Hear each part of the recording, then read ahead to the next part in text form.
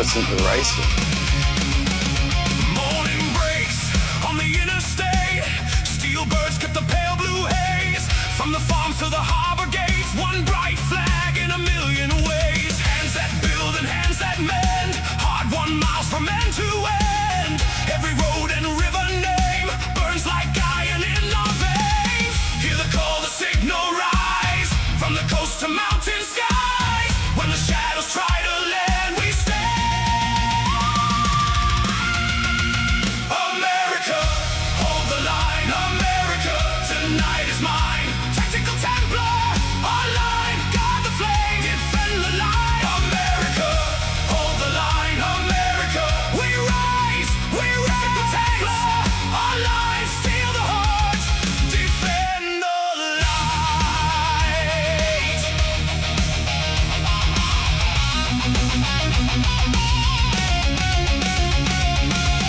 In the grid way, of a did you million guys hear- screens, he moves like a ghost through code and beams. A chrome cross night with a focused eye, breaking down every false disguise. Spam wars flood the open gate. He reads the lies, he seals the breach. Every threat that tries to crawl meets a wall, meets a wall.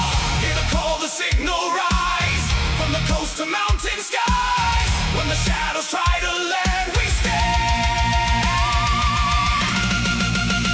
America, hold the line. America, tonight is mine. Tactical Templar, our line. Guard the flame, defend the light. America, hold the line. America, we rise. Tactical Templar, our line. Steal the heart, defend the light.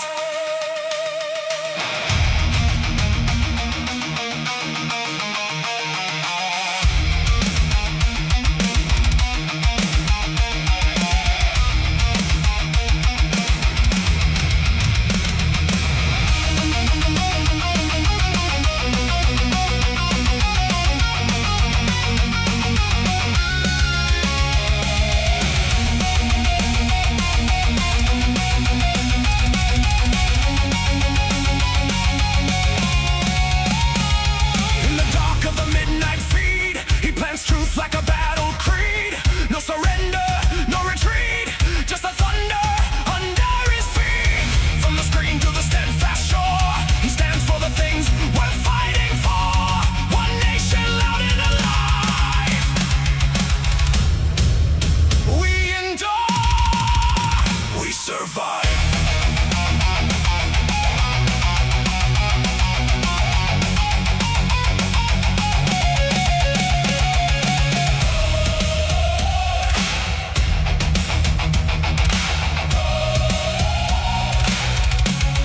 America, hold the line. America, tonight is mine. Tactical Templar, our line. Guard the flame, defend the light. America, hold the line. America, we rise. Tactical Templar, our line. Steal the heart, defend the light. Oh gosh. Hold the line. Let's go! We rise. Tactical Templar, defend the light.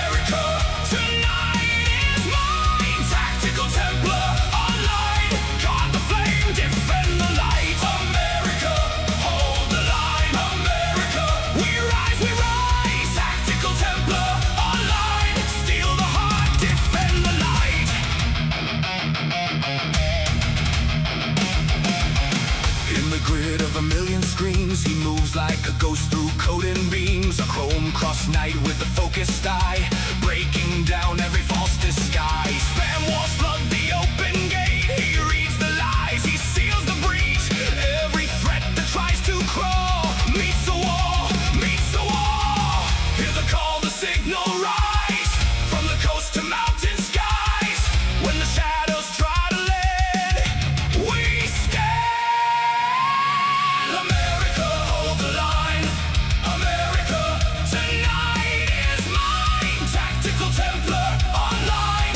Guard the flame, defend the light. America, hold the line. America, we rise, we rise. Tactical Templar online. Steal the heart, defend the light.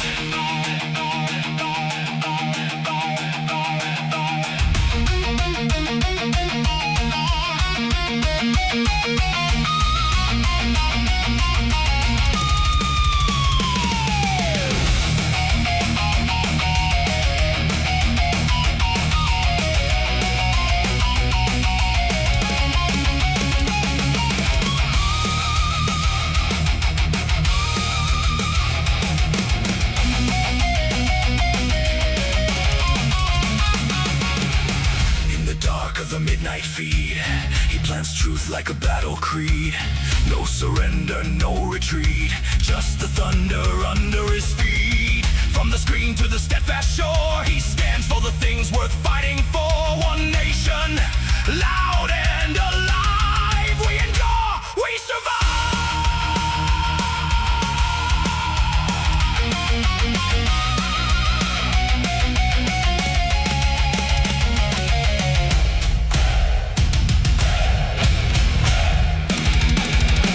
America, America.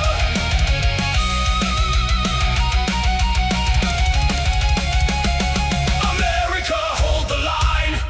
America, tonight is mine. Tactical Templar online. Guard the flame, defend the light. America, hold the line. America, we rise, we rise. Tactical Templar online. Steal the heart, defend the light. Hold the line, hold the line. We rise, we rise. Tactical Templar, defend the light.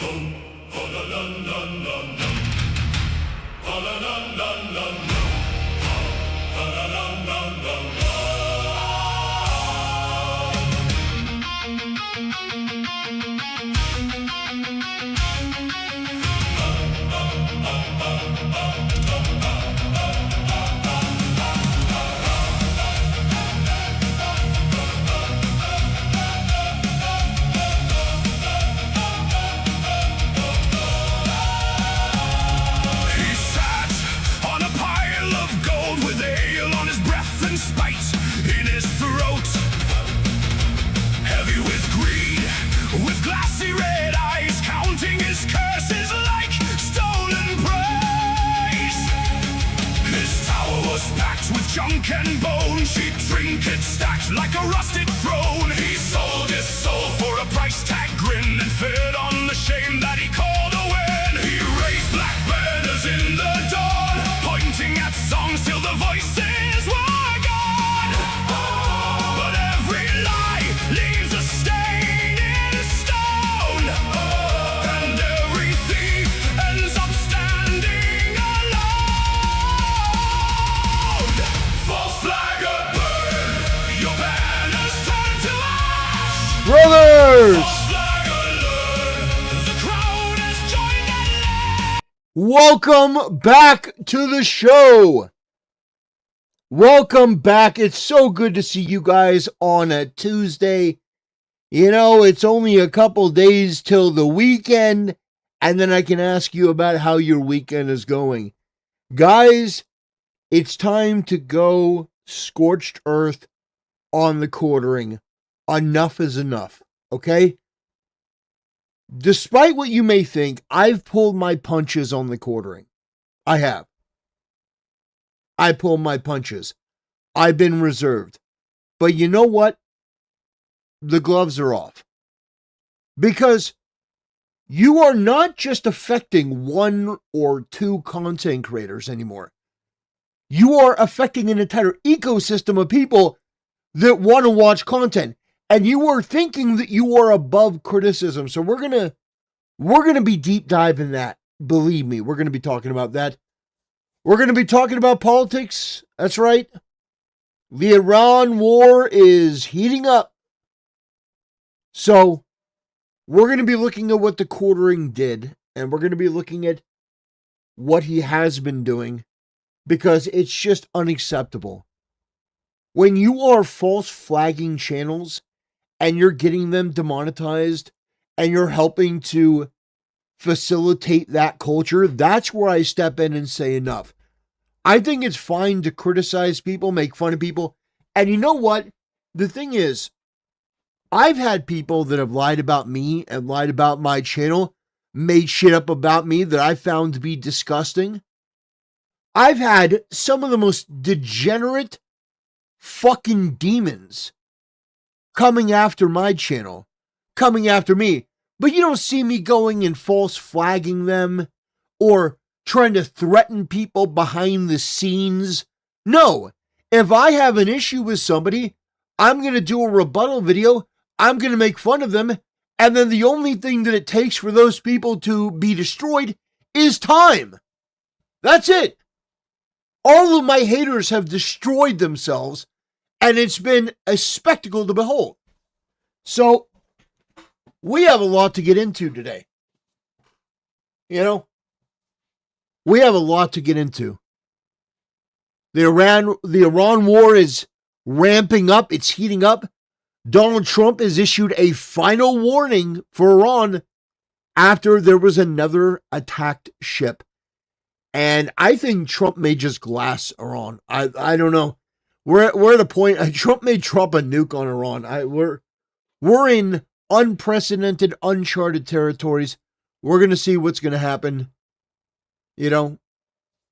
But yeah, I needed to do a video on the quartering because man, oh man, is this guy. He is trying all of the patience that I have. Oh gosh. So we got a little bit of an autist in chat. It's okay. I don't think Trump is literally going to nuke them. I just mean he's going to hit them with overwhelming force. He's going to hit them. Trump says he's going to hit them like never before. I don't know what that means. Trump says he's going to go beyond bombing.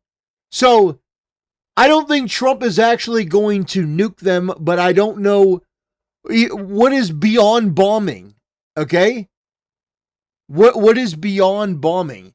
When Trump says, all right, we're going to go beyond bombing, that's a nuke.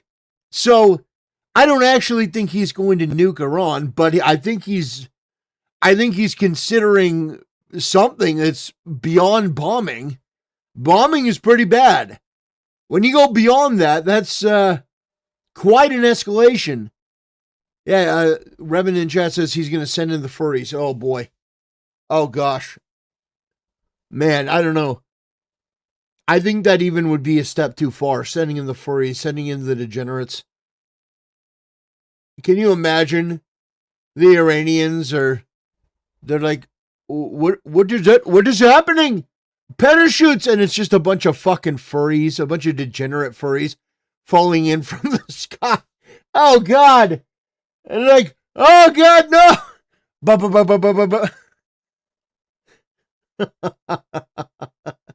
Oh, God, an army of furries dropped in on Iran. Man, that's crazy. That's absolutely crazy. Yeah, so we're going to be talking about all that. We're also going to be looking at the Nintendo Direct, because there was a Nintendo Direct. We're going to be taking a look at that, getting game news done. But we really need to talk about the quartering because this situation is just absolutely infuriating. So I think that's what we're going to do first. I think we are going to, I think we're going to do the quartering segment first. I mean, maybe we can get stuff out of the way, but that really is what I want to, hit on and what I want to talk about. Let me go over the basics of the show first. Let me go over the basics. For those that are new here, the way that it works, if you send a super chat on YouTube, your message, if it's $5 and up, will be read text to speech on stream. There's a little, pop up, pomp and circumstance, and your message, whatever it is, will be read, whether I'm doing a video or whether we're in an in-between segment, whatever it is, your message will be read, and, the entire chat across the multiple different platforms I stream to will see your message. So if you want to contribute to the channel, if you want to support what I do, and you also want to have your message contribute to the show, that's one way that you can do it. I will repeat that donations are not required. So I've said it before, I'll say it again, I'm not Dark Side Film. I only want people to donate because they like the show, they like the content, they like what I'm doing. They have a couple extra, shekels to throw my way, and they're like, okay, I'll throw them some bones, and so I appreciate it. I appreciate every donation, but again, it's not required. I want everyone to be able to enjoy my content. All right, so the quartering. We need to get in and talk about this because this is pretty serious. We have yet another channel that's gone down. Yet another channel that's gone down. We're going to give a little bit of a backstory on some of the stuff that's gone on with the quartering. We're going to do a brief recap. But we're going to be talking about the bull. We're going to be talking about what are the oranges for? It's pretty wild. So, without further ado, let's take a look. Let me make sure that I have all the videos that I want on this.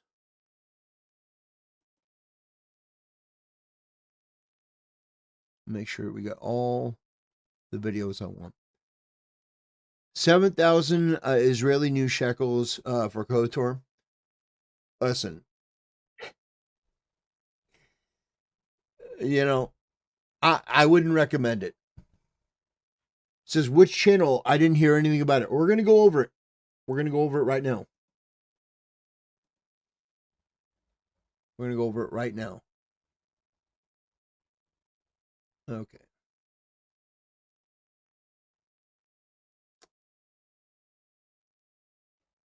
Okay. Here we go.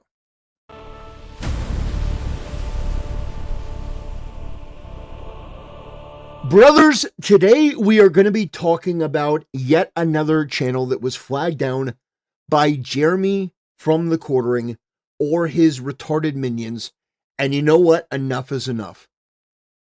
So many channels have gone down as a result of this, all because one guy's ego can't take getting criticized. So let me bring you back and let me remind you of why we're here, okay? Let me refresh your memory. We're here because the Quartering couldn't handle being made fun of. That's it.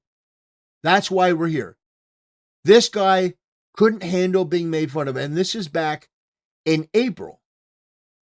Josh Moon has released all of the DMs with the Quartering following his threats to deplatform Kino Casino. So these guys at the Kino Casino, Ashton, PPP, and Andy Worski, they have a very successful show, and they were making fun of the Quartering. That he, had a bull, this guy Adam Sellers, the bull was, having sex with his wife. The quartering very clearly was part of a swinger lifestyle. There's a lot of evidence for it. But at the end of the day, it was just an entertainment show. They were making fun of this guy. And he took it so seriously that he went to the owner of Kiwi Farms, a doxing and harassment website, to try to threaten that guy to get the Keno Casino guys to stop making fun of him. Well, it didn't work, and so the quartering made good on his threats. He actually got the Keno Casino channel taken down. Their Clips channel was gone off of YouTube. So all of the threats that he had made behind the scenes, they came to fruition. And ever since then, the quartering has been flagging people. He's been trying to demonetize them, go after them, rather than just taking his licks like a man. I think it's a vicious cycle. I think that there are certain points where he thinks he's above everything, and I'm not going to address this. But then I think after a while, he starts drinking, and then he starts doing this shit, and he's a really genuinely terrible person. So he does this, and then he gets like this sinister, wicked glee off of doing this shit. And then he gets more shit from it, because if you're just a false flagger, more people are going to pay attention, and the cycle continues over and over and over with no accountability from the quartering, no apologies, and just more and more channels being taken down for no reason. Absolutely no reason. Jeremy has taken down the Keno Cathedral channel. Yeah, the channel completely gone. The reason that we're here today is not to talk about all the different channels and things that have been demonetized, because, I mean, that's in the past at this point. Or you would think. But actually, we have another story to talk about where this channel, called Keno Hydra Head, this was another YouTube channel that was just taken down. Another channel demonetized. So it says, this video has been removed for violating YouTube's terms of service. What terms of service? This channel is reposting clips. I don't know why YouTube is helping him. I don't know why they're doing this, but it is an incredibly poor business decision to put your faith in the quartering if you're a company. Absolutely ridiculous. Thanks for the support, everyone. It gets a bit more real when it actually happens to you. That's true. That's true. It does make it more real. When my channel was demonetized because of the inauthentic content bullshit, it does put things in a different perspective, which is why I have made it my mission. I've made it my mission to try to broadcast these channels that have been demonetized. Even if I don't necessarily agree with the channel or not, I'm going to help broadcast this, because what the fuck are we even doing? What are we even doing? The internet, especially on YouTube, is getting gayer and lamer by the day, thanks to the quartering and the attitude that he put out there that it's okay to start false flagging. We've been through this. It's destructive. We don't want to do this. And it affects everyone negatively. I suggest putting a link to your channel so we can follow and support you further. So this guy's channel has basically just been, snapped. I got flagged for leaving in the words, "How did this greasy soy by network ever get?" how is that cyberbullying? What? Like, how is that bullying? Please explain that to me. How is this bullying? This guy, the quartering, he has made a career off of criticizing people, lambasting them, highlighting their worst moments. This is a guy that has no problem doing hundreds of videos on somebody if he thinks he can profit off of it. Whether it's Jack Murphy or anyone else. But you're going to go after somebody for cyber harassment and cyberbullying? That is the most weak bitch made behavior I've ever seen. It is totally unjustified, totally uncalled for. It's weak feminine energy, and all because the quartering can't handle being criticized. You know what, Jeremy? I've had people that have said despicable, evil shit about my channel. I've dealt with people like Papa Gut, people you've never heard of, like Internet Adjacent, that recently rebranded. People like Otterly Noah that, again, also rebranded because they destroyed themselves by being some of the most disgusting, degenerate freaks. There are people that spread around lies and misinformation about my channel and me. And you know what happens when they do that? I either ignore them, or if I feel it's worth talking about, I'll do a short video on it. Because these people are not worth, they're not worth going down the path that you're going down of self-destruction. But more than that, if you have a principle of free speech, how are you going to start flagging down other people's channels? It's unbelievable. Another channel taken down. Never in my life did I think a YouTuber with 2 million subs like the quartering would strike me. Especially a channel that's just over 100 subs. Yet here we are. I can now in a small way know how other creators must have felt. But here's the thing. What I would say to you, Kino Barricade or Barcade, here's the thing. I still don't think you can. And this isn't a knock up on you at all. But some of the channels that the quartering went after were channels that had been monetized. They were making money. Like the Kino Casino, their channel was monetized. They had an editor that was getting a nice chunk of money before the quartering came in and ruined that. So it's actually much worse. Now, I understand losing a channel is heartbreaking. It's devastating. But imagine that plus your livelihood. All because the quartering can't deal with basic criticism like a functioning adult. Again, I will reiterate this. I've had people say shit on my channel. Doesn't feel good. It's disgusting watching these degenerate subhuman creatures just ooze their way across the internet saying shit about me that is just obviously not true. But at no point does that give you the right to go and tear down their channel unless they're breaking the law. And Jeremy, they're not breaking the law. They're criticizing you. They're criticizing you. They're making fun of you. They're mocking you. That does not give you carte blanche to do whatever you want because your feelings hurt.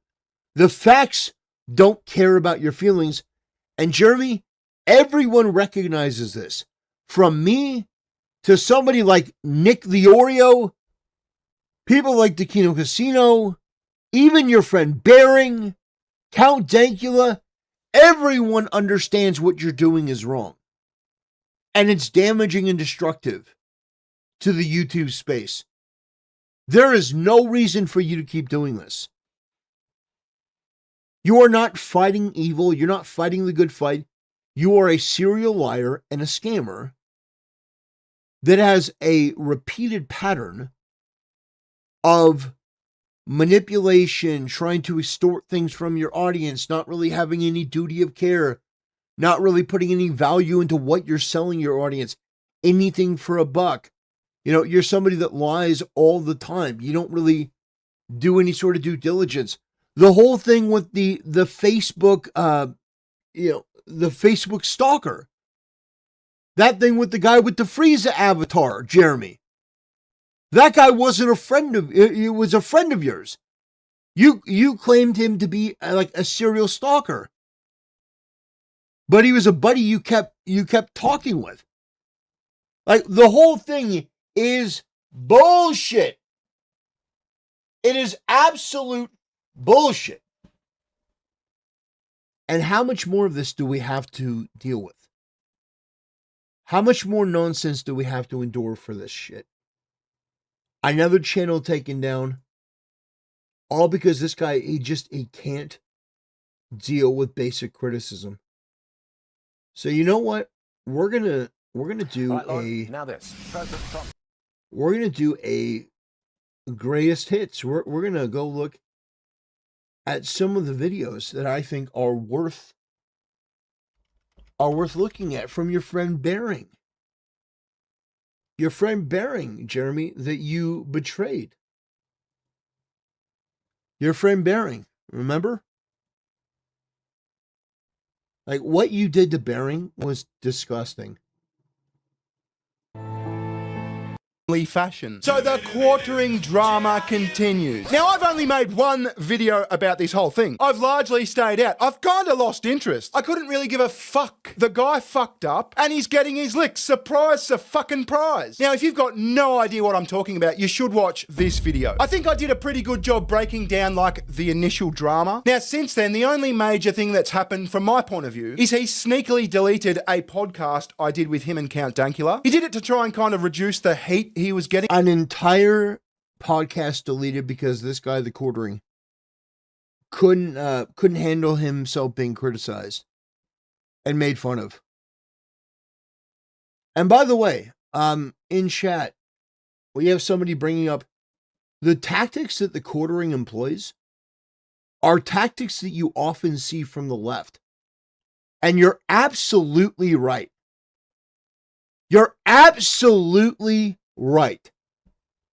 The tactics the quartering he's using are tactics of the left.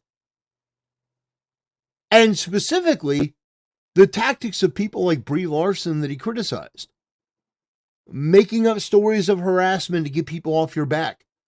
Who does that sound like? Guys, I'm being harassed. I'm being harassed. Sounds like Hollywood. Sounds like Kathleen Kennedy making another excuse about why, the new Star Wars films are shit. That's all the quartering's doing, is he's making excuses over and over and over and over again. And if you criticize him, well, he's going to come after your channel. Jeremy, this has to end. Put down the bottle and just deal with it like a man. Debate somebody. Debate somebody. Have a conversation. You pissed off the entire internet with what you did with the Kino Casino. But you also pissed off the internet by being an unmitigated coward. You're a pussy. You refused to debate Rex Jones. You refused to debate Yellow Flash. You've refused to debate me. You've refused to debate Bering. You've refused everyone because you're a coward. And I'm just sitting here telling you, Jeremy, enough is enough. Stop false flagging people. Stop going after their channel. There is no way that a channel with 100 subscribers was just picked up by the YouTube system. You did that. You probably had a group of people go in and mass flag that channel. This is ridiculous. All because they're criticizing you?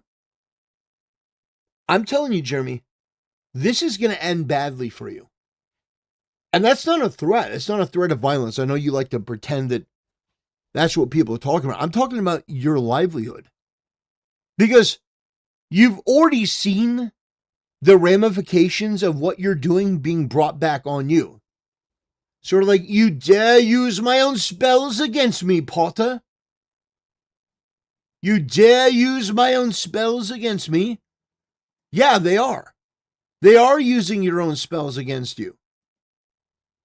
You know how they're doing that? They're getting your shorts taken down. They're contacting other streamers from the shorts that you're stealing. And they're letting those people know that you're stealing their content. Jeremy, all it takes is a couple people to issue a copyright strike and your channel goes down. You are playing with fire here. And I look at it and I look at what you're doing, and it's such a short-sighted thing from a drunken, broken man. Here's how you address this, Jeremy, and this is advice that's better than you deserve. You stop flagging people. You stop trying to antagonize people. You debate somebody. You go on Yellow Flash's show, or hell, if you're afraid of Yellow Flash, if you're afraid of me, go on Bearing's show. Go on Bearing's show. But you allowing people to take the hits for you, you alienating yourself, getting drunk. I mean, it's unbelievable what is unfolded. For no fucking reason. This didn't have to evolve in the way that it did. But every step that it's taken is a result of you. You have escalated. You have exacerbated. You have agitated. And there's no call for it. And again, I will mention for a third time, Jeremy, I'll mention for a third time. There have been people that have come after my channel. There have been people that have come after my channel and said terrible things. Things that I find to be disgusting. There are a group of fucking freaks. These degenerate homosexual, like far left furry mongoloids that accused me of masturbating on stream to Lolicon, in front of my audience, because they edited a clip it was so disgustingly edited. It was so malicious. Even anyone, even in bad faith watching that clip, you couldn't possibly think that was what was happening. But they lied, because that's what these people do. Did you see me go on a false flagging campaign and start drinking myself into oblivion? No. What did I do? I pointed out the fact that that person was a degenerate, a liar, and a piece of shit. And then it turns out that guy was a gay furry. The person who made that was a gay furry who sexually assaulted another gay furry at a furry convention. And that person exposed themselves. Because my haters, thankfully, all destroy themselves because of the worst of the worst. But at no point did I feel the need to go and flag that video. In fact, the video is still up. Even though it's a lie, even though it's obviously damaging. Because somebody that doesn't know that that guy is an absolute pervert and a freak, they may not have any idea that that person was lying, that he manipulated that video is complete and totally wrong. But the video will stay up. My point here, and it should be obvious, is that everyone on the internet eventually deals with bad coverage, bad press. Sometimes you're the farmer and sometimes you're the farmed. And Jeremy, you were the farmed, but now you're beyond that. You're the entire field. You are making people's careers at this point off of your stupidity and arrogance. And again, it didn't have to be that way. But you wanted to have your cake and you wanted to eat it too. You wanted to, on one hand, say that you were above any sort of, addressing this situation. On the other hand, you did address the situation, and it was in some of the most hostile, petty, and passive-aggressive, manners imaginable. So, again, my advice, Jeremy, is to just knock this shit off. We've had enough. It's over. It's over. It's over. It's over. And I guess I should clarify what that means. When I say it's over, I mean your credibility, your reputation, your standing, your ability to come back. That's what's over. You have burnt too many bridges. You even at this point, even if you apologized, it wouldn't be enough. Like, honestly, at this point, I don't know what it would. I don't think there's anything that you could do. I don't think there's anything that you could do, Jeremy, to rehabilitate your reputation. I don't know. I don't see how you could do that. I don't see how you could come back from that. Because, I mean, like, the Kino Casino would probably make you do something, like, really humiliating. Because it's all about ego with you. But even still, I don't know how you ever hope to have a career or to be taken seriously. Now you're going after Smash JT, and you're going after the Kino Casino still, and now you're going after Geeks and Gamers.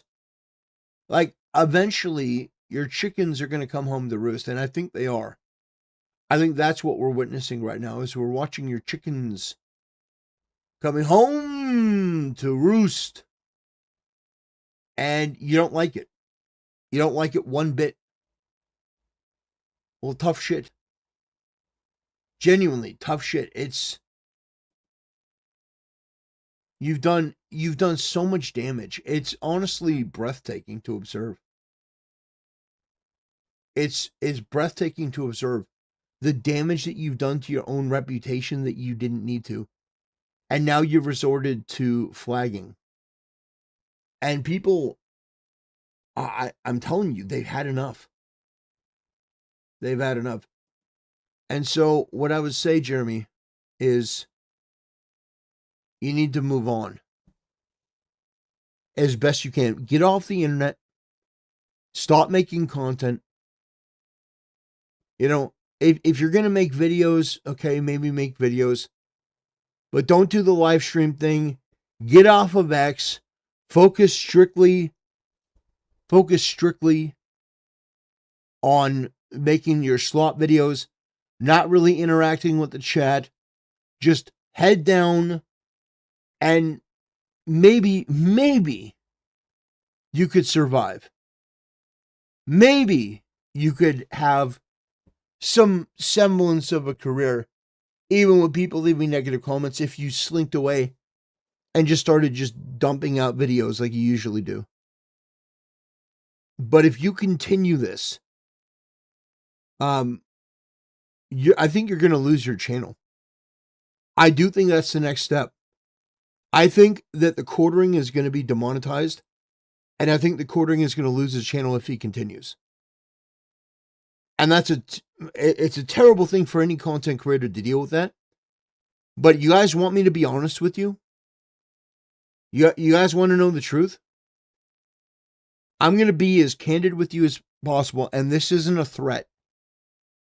This is simply a prediction. This is simply me using what I know about this guy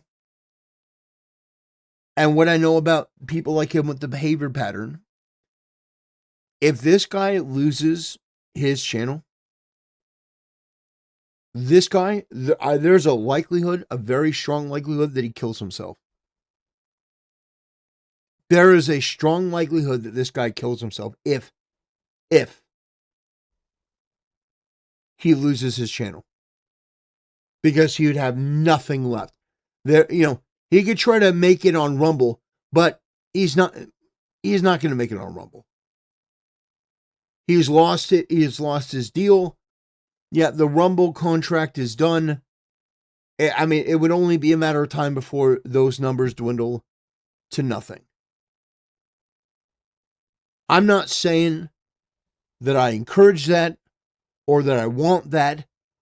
I'm saying that I'm observing a possible, likely reality if this guy that has put everything into his channel loses it, and it would all be a result of his own doing. Because he simply refused to be a human being. This isn't a threat. In fact, this is an intervention. This is stepping in to say enough. You need to go to church and you need to take that shit seriously. And you know what, Jeremy? It seems to me that you're at the wrong church for you. You're at the wrong church. You need to find an Eastern Orthodox or Catholic church that is going to hold you accountable and make you take it more seriously. Because you need God in your life, and you don't have it. Whatever cookie cutter, generic, mega church bullshit, some non-denominational garbage, whatever you're consuming, it's not helping you. It's not helping you. You need something. I would recommend Eastern Orthodoxy, Jeremy, because they may actually hold your feet to the fire. But you need something. Whatever you're doing, it's not working. I don't feel anything of God when you speak. You constantly imbibe, all of these chemicals, these drugs, Zins. It is a storm of garbage in your system. Whatever non-denominational heresy church that you're going to, whatever church you're going to, it's not working for you. You need to get right with God. You need to clean up your act.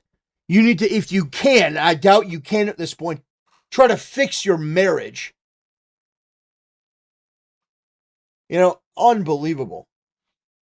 Yeah. Says TTE is incorrigible and he's going to burn in hell. Don't waste your breath on advising him. Oh, yeah. You're right. Most likely it is a lost cause. But Eastern Orthodox is way better. Way better than whatever Jeremy is consuming. It might actually give him some church foundation and tradition. It's crazy. It's crazy. Someone in chat says, what chat is he reading? Brother doesn't realize that I'm multi-streaming across multiple different platforms, YouTube, X, Kick, Twitch, and Rumble. Yeah. So I know, I understand from his perspective. He's like, wait a minute. It's like, I don't see these messages in chat. Yeah, I have a thing that shows me all the chats from across the board. Yeah. Roach King says, I'm not convinced he has ever been to church in person. Well, we know he went one time because he saw their coffee and wanted to try to sell it to him. He wanted to sell his coffee brand coffee to the church. I wonder who supplies the coffee to the church. Not realizing that the coffee was likely donated. The church is not going to buy coffee to give for free. Like, this guy is such a buffoon. He doesn't even understand that basic level of giving to the church. He's thinking about how to sell it. It's crazy. It's crazy. Man. Anyway, that's going to do it for this video. I want to thank you guys for watching. I want to thank you for supporting the channel, and I'll see you next time. Okay. Man. Can you believe? Can you believe that guy? I'm so done with people like him. I'm so done with people like him. It's insane. First time your video showed up in my recommended. Oh, let's go! First time my video showed up in your recommended. Woo! Yeah, thank you, YouTube. Come on, YouTube, let's do that a little bit more. Let's recommend some more videos. Huh? What video was the one that was recommended? That's what I'm curious about. Which video was it? Anyway. Let's see. All right, moving on. Let's see. Which video? Here we go. I don't know what you don't. You're fake news. Don't ever talk again. You're fake. Says I'm here because Nuxanor recommended. Well, based Nux. Based Nux. Fake news. Don't ever talk again. You're fake news. Don't ever. I don't know what the hell Are happened. you reconsidering her role? I don't know what you don't. You're fake news. Don't ever talk again. You're fake news. One of the. Oh man, you're fake news. That's what everyone says. You're so bad. You're terrible. Oh gosh. I mean, we look at Jeremy and we look at the quartering, and it's just, he's a disaster. I mean, just an absolute disaster.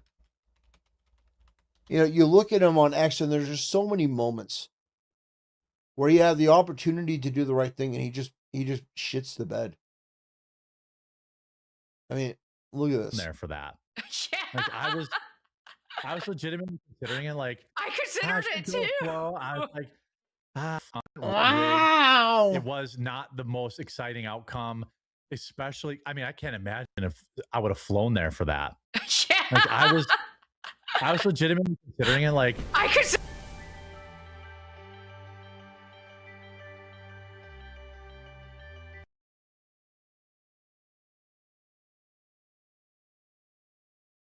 Heinrich with the $2 donation. Jer only went to church to grift after Kirk died. That's true. That's true. We remember that. After Charlie Kirk died, he said, well, I better go to church. And it was very clear from the first that he didn't mean it. It wasn't an actual call to go to church. But thank you for your donation, my friend. I appreciate your support. Yeah. Considered it too. Slow. I was like, Wow. you know, I know. Yes. Wow. Oh my gosh. I can't stand Melanie Mack. Oh gosh. She's. Oh gosh. The voice she does. Wow. Yes. Wow. Right? Wow. Like, oh my gosh. Wow. Yeah. Wow. Oh gosh, she sounds like a dying cat. It's crazy. No, Gina, I probably could have got like, you know, okay seats. Yeah. Yeah. Uh-oh. Big UFC. Man, could you? Okay. Oh, am I back? Yeah. You're back. You're back. Yeah, but like if I would have spent, it would have cost, you know, $3,000 to Yeah. fly, just if I was just a red eye it, like flying Yeah. on Saturday morning. Yeah. Imagine that. Imagine you're a multimillionaire, allegedly, and you wouldn't spend $3,000 to go on a trip to support your friend in public. Like, supposedly, Jeremy has like cuck fetish fantasies about Gina Carano, but he wouldn't spend $3,000, you know, plus to go see her in person at one of the biggest fights of her career. Fly out Sunday morning or late Saturday night or something. Like I know some people who went I feel bad for them. Right. Like I'm not making fun of them. I don't want to make I feel bad. I feel bad. Right? Wow. Yeah, you feel bad for them? Really? You feel bad for the people that have not only the disposable income to pay for it, but also have a friendship with Gina Carano enough that they would go and, like, you feel bad? They went to support their friend, and they had enough money to do so. I think that's pretty amazing, actually. I think that's pretty incredible. fun of them. Yeah. Damn. Like you went there to support one person. You guys aren't even fight fans. You spent thousands of dollars to go and like, you know. Because in Jeremy's mind, the only thing that matters is the financial equation. This guy that's allegedly a multimillionaire, he's only thinking about the dollars and cents he would lose by going to an event, you know, probably a once-in-a-lifetime event, and visiting a friend. Supporting a friend, I mean, if you have the money, no, you wouldn't do it. Yeah. It was. Yeah. Wow. I knew it was going to be over quick, but I was just hoping it would be a little bit longer. But Right. Right? Wow. I mean, Jeremy could save himself a bunch of money by just getting like a JPEG and playing the sound effects himself. Like, imagine you have like a Melanie Mac JPEG and then you just had a soundboard. You could set that up for like probably $30. And it would save you a couple $100 every month. Wow. Yes. Wow. Oh, God. I'm annoying the shit out of myself. It's crazy. Absolutely crazy. Anyway. I love that clip.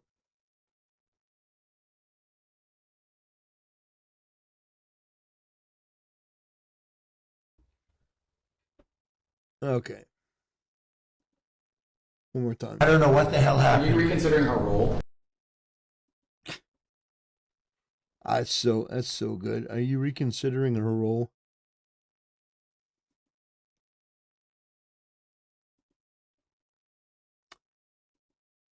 Okay. Should we talk about Iran? Are we done talking about the quarter pounder? Are we talking about the hamster, the ham planet? Are we done talking about Jeremy? I don't know. I look at what that guy did. I look at what he continues to do. It just pisses me off. It just drives me up a wall. That guy has had so many chances, 2, 3, 4, 5, 6, 7, 8, 9, 10 chances. And he doesn't give anyone any grace. None. It's crazy. He's going to take down somebody else's channel because you made me feel bad. Get over yourself. That's just so unbelievable. All right. All right, guys, we're going to transition to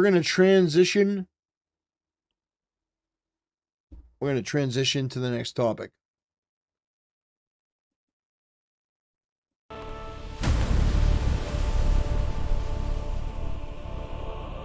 Brothers, there has been a development in the Iran war.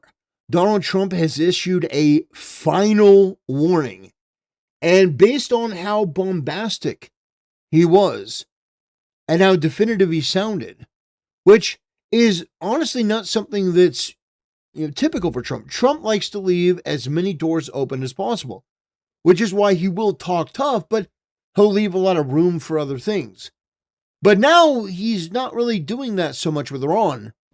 And in fact, many media outlets are calling this the final warning, and Trump talked about decapitating Iran. Which, what does that mean? I don't know. We're going to find out. Because Trump said that he's considering doing something beyond bombing. What is beyond bombing? Like, is he going to drop a nuke on Iran? We don't know. But let's see if we maybe can't figure it out. Is Donald Trump going to drop a nuke and say, look, you've been trying to get a nuke for all these years. Take one, motherfuckers. Oh, gosh. Yeah, the outcome where Trump just absolutely glasses Iran. All right. So let's take a look. Let's take a look at some of the stories that are coming out of this. We've got this from Live Now from Fox. Breaking: another ship attacked in the Strait of Hormuz. We're following some breaking news out of the Middle East as another ship has been attacked in the Strait of Hormuz. This comes just days after President Trump called off, halted a major strike, major escalation on Iran. This coming in from Lucas Tomlinson, our Fox News team, talking about another ship has been attacked in the Strait of Hormuz, as this warning coming in, talking about a cargo vessel has broadcasted that they have been hit by an unknown projectile. Authorities are investigating as vessels are advised to transit with caution and report any suspicion. Well, I mean, look, Iran, you're fucking around, and very soon you may find out. You attacked another cargo ship? Really?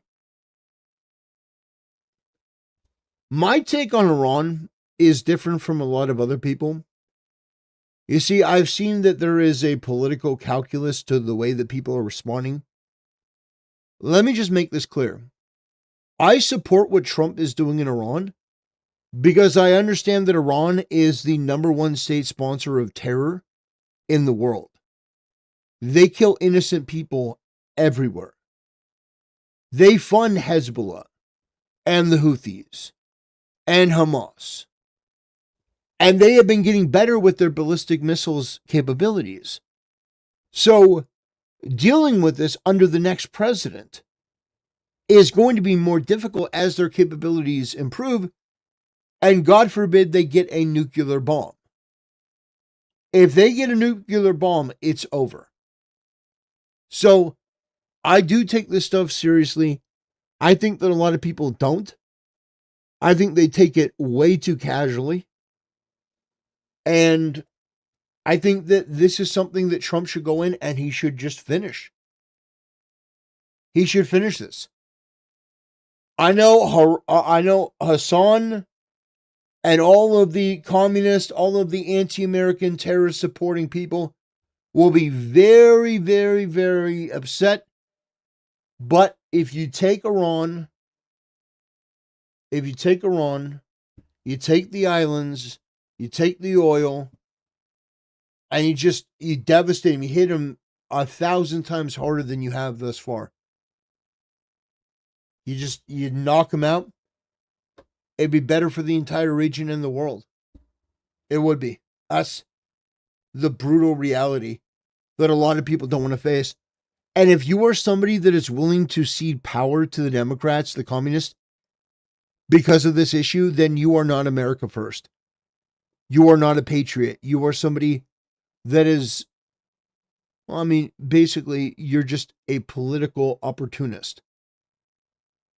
You're not to be taken seriously. If you're Rex Jones or somebody, or Nick Fuentes, and you're talking about allowing the Democrats to take control and get power, that is so short-sighted. That is so stupid. That is so one-dimensional. Obama and then Biden were the worst things to happen to this country in the last, I'd say, probably 150 years.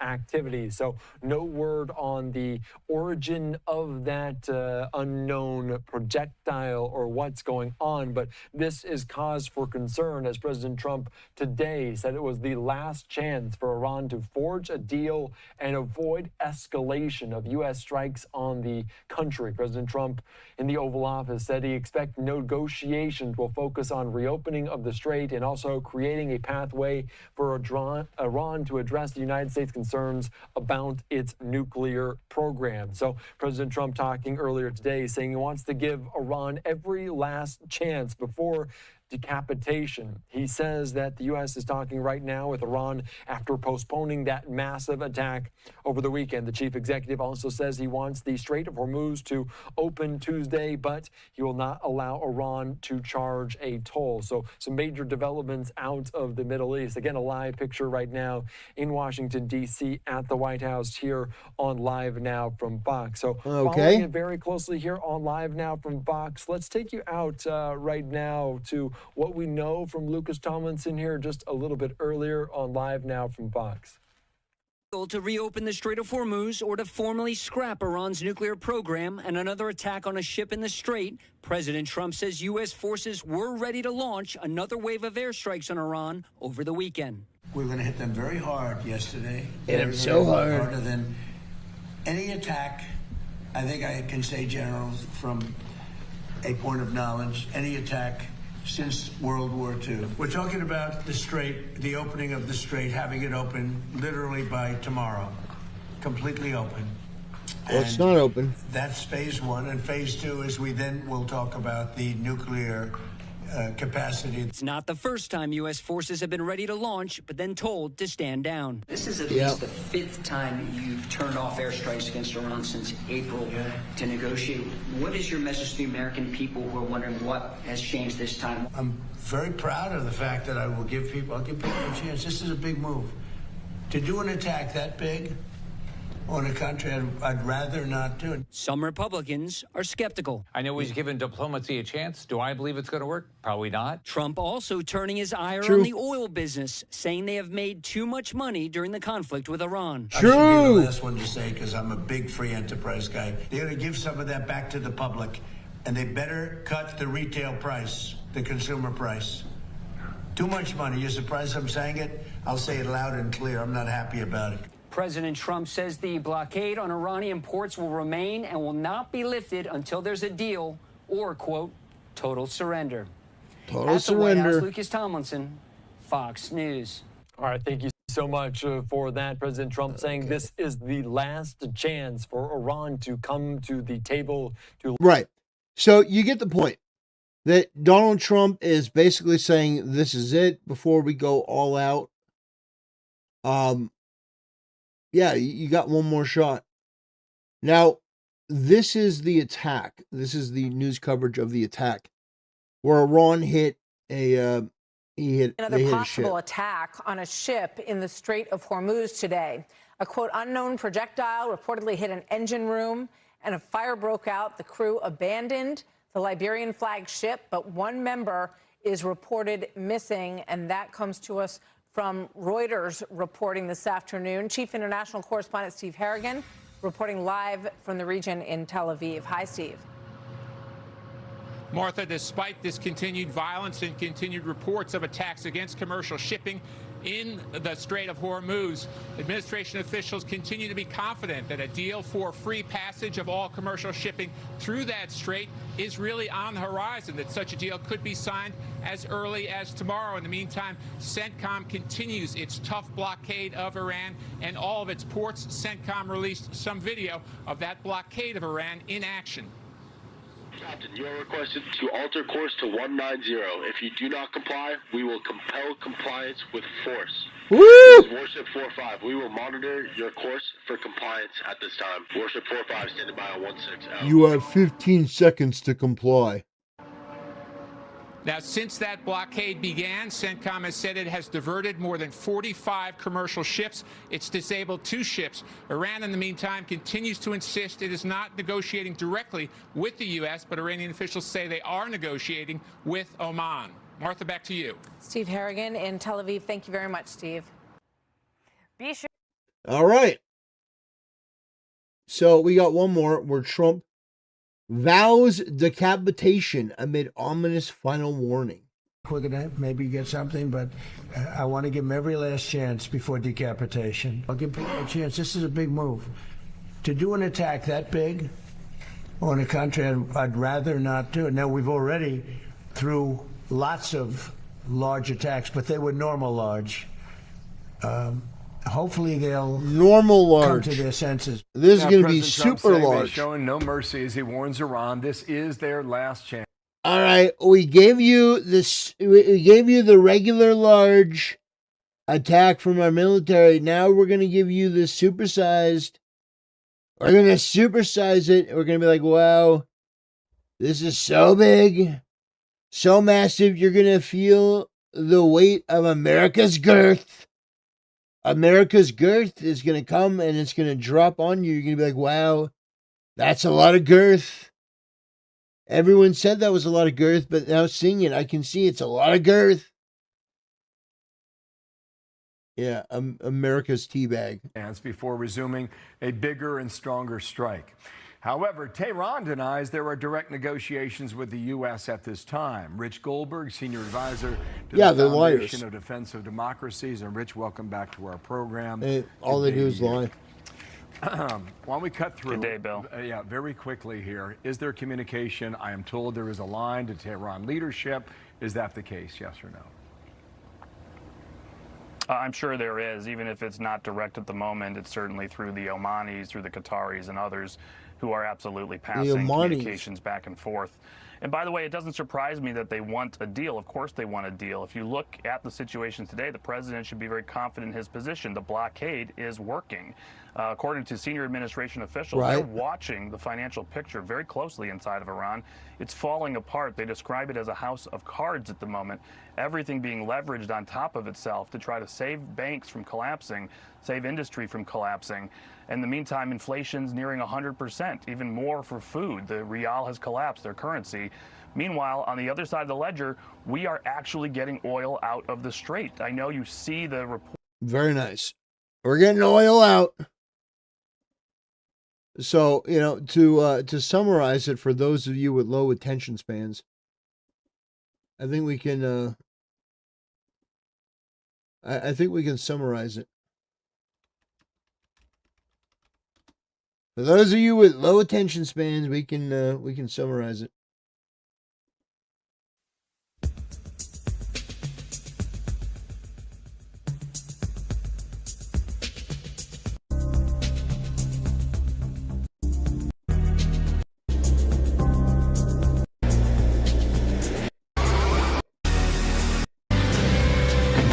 That's basically it.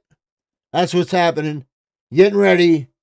Highway to the danger zone. Some people say Iran is one of the biggest danger zones that anyone's ever seen. I'm like, wow. What a danger zone.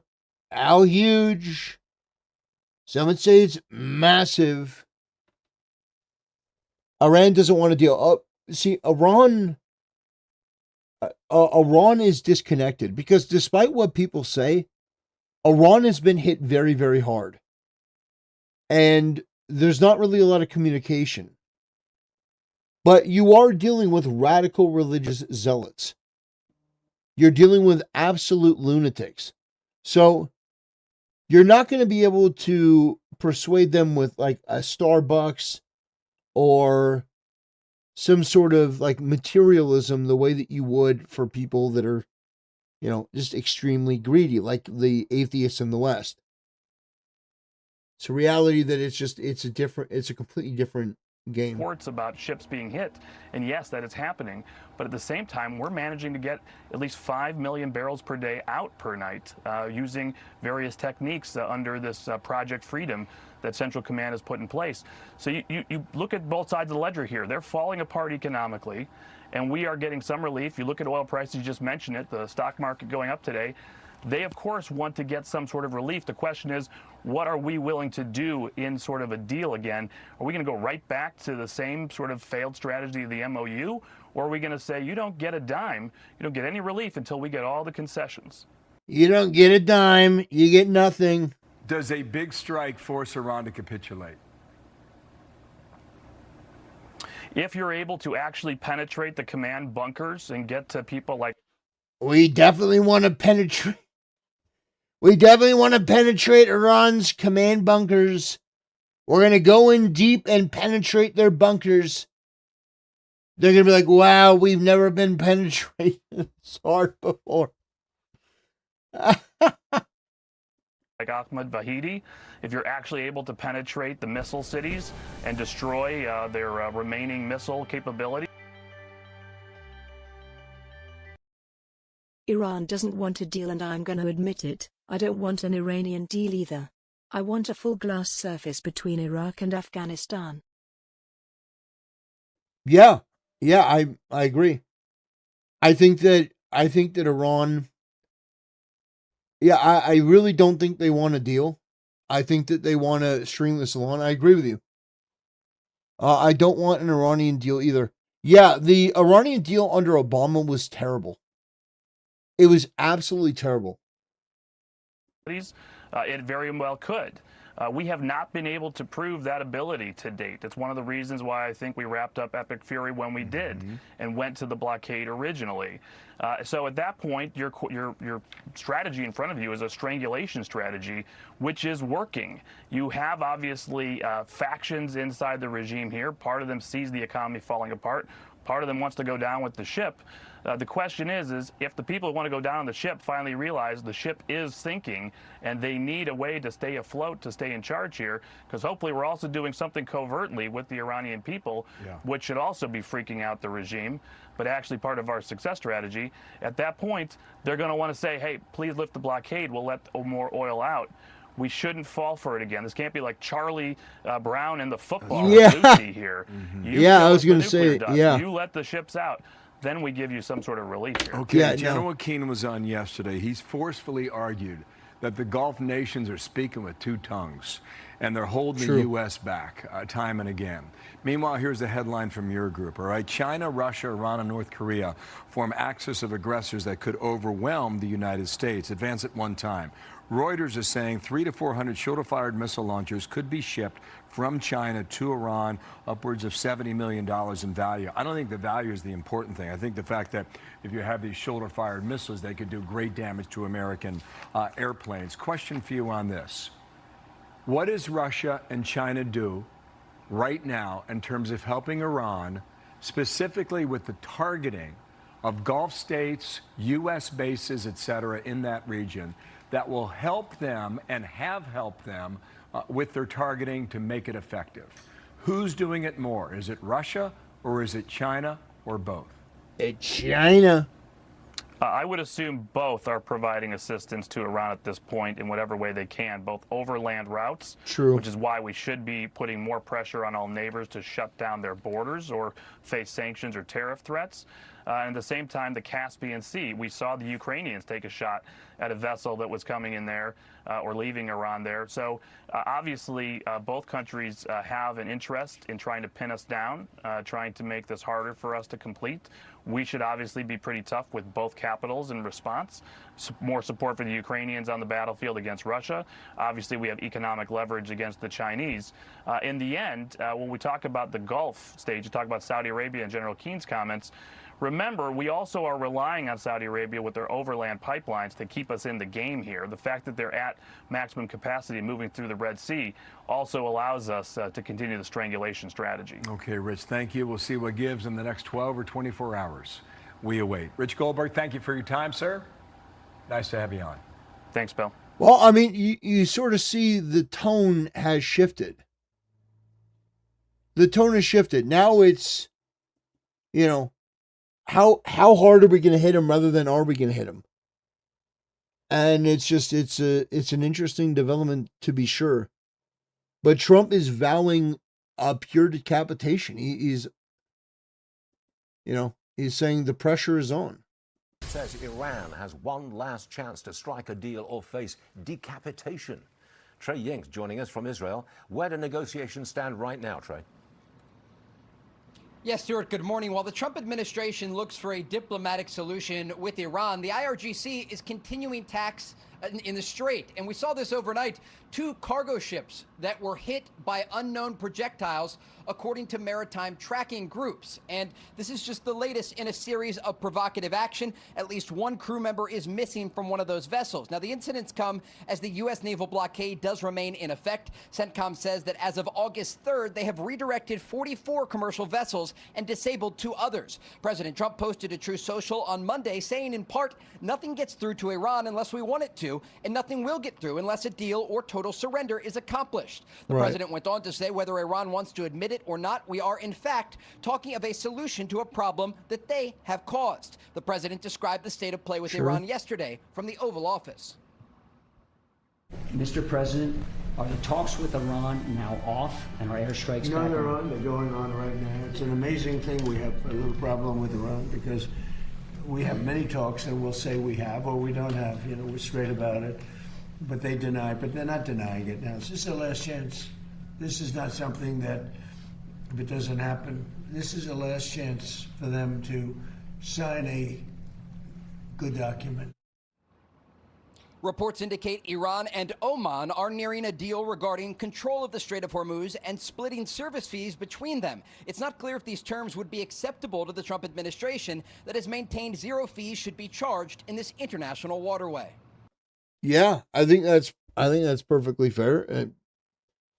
I mean, it's kind of ridiculous that we would have to pay fees in the Strait of Hormuz. Yeah, Iran really doesn't have the cards. I mean, if we're being honest, they don't have the cards. It's like I hear people coping about this so much. It's insane. Iran exists at the leisure and the pleasure of the U.S. That's the reality. And if they want to keep fucking around, sponsoring terrorism, being a detriment to the entire planet and human race, I think eventually there's going to come a time where they fuck around too much and they find out. We can confirm that the efforts are still ongoing with all the parties. We are looking towards diplomatic resolution as we are speaking right now. As you know, there are current efforts on the ground that are in very progressive stages, and we are working with all the parties to see this effort. So I can confirm that the efforts are ongoing as we speak. Uncertain days ahead in the region amid questions about if a deal can be reached or if the Middle East is returning to war. Stuart? Trey Yingst, thanks very much indeed. Come on in, please. Retired Marine Colonel Mike Jernigan. Colonel, by frequently delaying attacks, does the president lose some credibility? Hey, good morning, Stuart. No, I don't think he does. I think that he's using all the decision space available. Well, so here's how it is. I don't think he loses credibility, but at the same time, I think it's very clear that people want they want decisive action. So what they don't want Trump to do is basically, do a half measure. That's not what. That's not what. Yeah, it's not what anyone actually wants. They want Trump to. They want Trump to actually make a decision and a determination. Be decisive. That's what people voted for you to convince the Iranians that worse is coming. Let's talk about the economics. We were just talking about the 44 ships of the blockade that have been successfully turned around. Right now, some analysts are saying that only 35% of the Iranians are working. Their inflation is 85%. Their currency of the rial 10 years ago traded at 30,000 to the US dollar, and on Friday it traded to 2 million. I can't do math on TV, but that's more than a 99% reduction. So the economic and the military are having. So to answer your question, the president is using all of the space available to him to convince the Iranians that we do not have to move to the next round of strikes.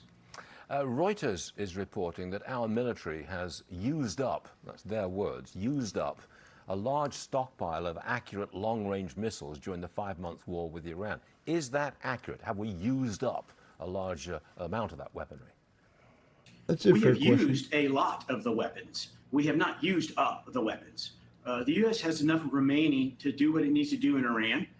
Now, the production of those weapons is significant. We need Congress to approve the appropriations, as they failed to do last year, to continue to increase the production of these weapons. Because right now we're seeing deterrence. The People's Republic of China is watching these attacks in Iran, and they're seeing their significance. And so we need, part of the deterrence is to be able to have those weapons available. So yes, we've used significant numbers of the weapons, and we would have used less if other people and countries had come to help the United States. But we have plenty enough to do what needs to be done. Next one, Colonel. Iranian-backed militias are using territory in Iraq to launch drone and missile attacks against other countries in the region, including Saudi Arabia. Will the Saudis go to war to stop these militias? Yeah, that's such an interesting question, because the Saudis particularly, but all of the militaries in the region really have small but capable militaries designed to protect, in the case of the Saudi, the king, but also their oil infrastructure. So their armies are not necessarily set up for an invasion. And the neighbors in the region are running out of patience with the Iranians. All of them, 20 and 30 years ago, bought investments in U.S. weapons and U.S. interceptors for Iran. And we've seen them being used in the thousands of missiles that they've shot down. So it's going to be really interesting to see if the Saudis run out of patience before the Iran country collapses or not. Yeah, I mean, this entire situation, I think it's pretty clear that Iran's got to go. Iran has to go. They've been a problem for over 40 years. They've been absolutely destructive to their own people. They got to go. And so I know that's not the most popular opinion right now, but it is my opinion. And that's why you watch my channel, because I give you my opinion, unadulterated, unabridged. I just let you know what I think. And anyway, yeah, that's going to do it for this video. I think that we should continue to support Donald Trump. And yeah, I think that he's going to lead us into a better place than we would have otherwise been. That's what I believe. Anyway, that'll do it. Thanks for watching. See you next time. All right.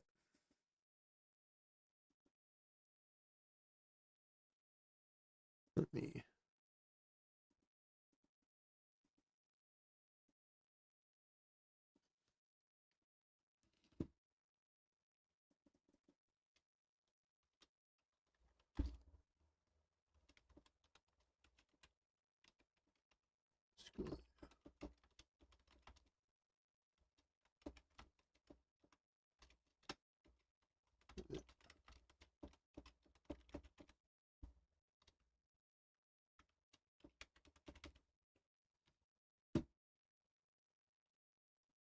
Okay.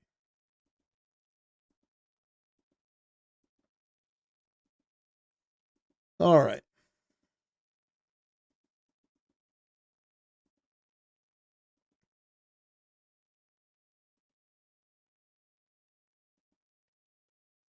All right, got that one done. We can close a lot of those tabs. Close that.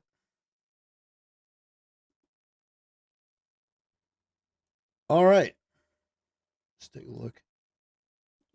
We got Hamas Piker.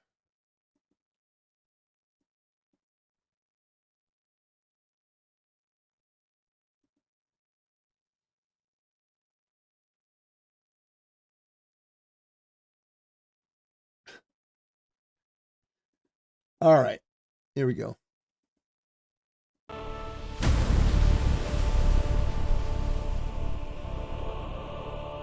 Brothers, it's a tough time for Hamas Piker.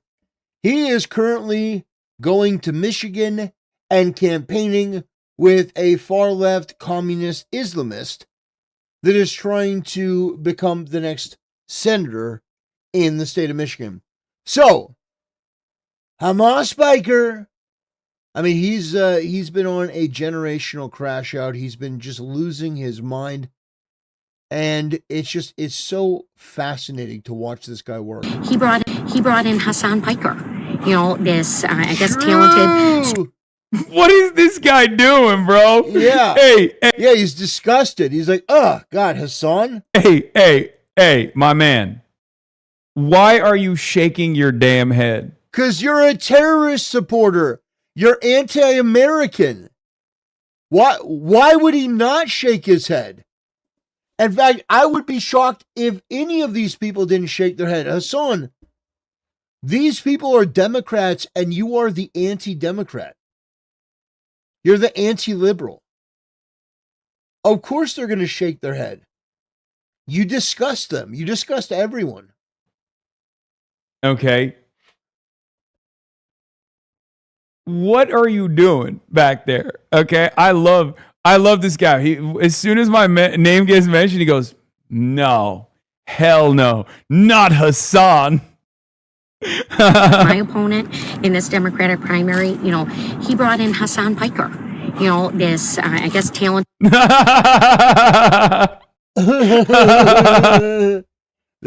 the retard cope laugh. There's the retard cope laugh. Yeah, Hassan, you're molding, you're seething. Because you're so upset, you're so mad that this guy would hear your name and just recoil. That's how all of us feel about you. What are you going to call him, an Uncle Tom? You're going to call him an insult? You're going to call him a racial name? That's what you do, Hassan. That's why people hate you. He said, nah, Hassan.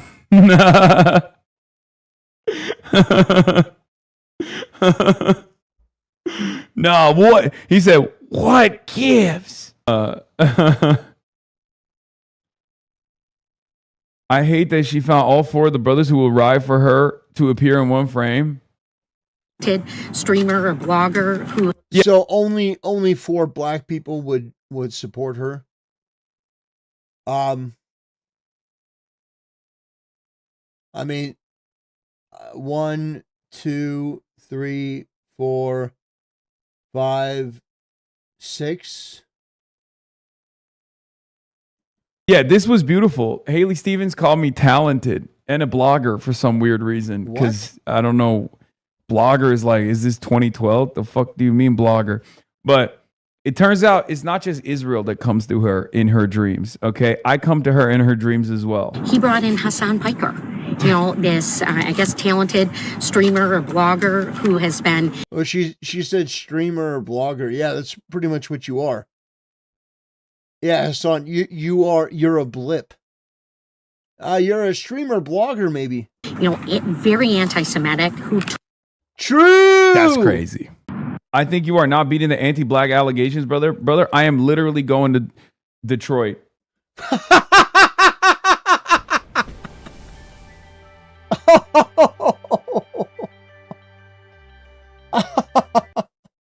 Decent-looking woman tells him he dresses like a goofball and he immediately folds and starts wearing suits.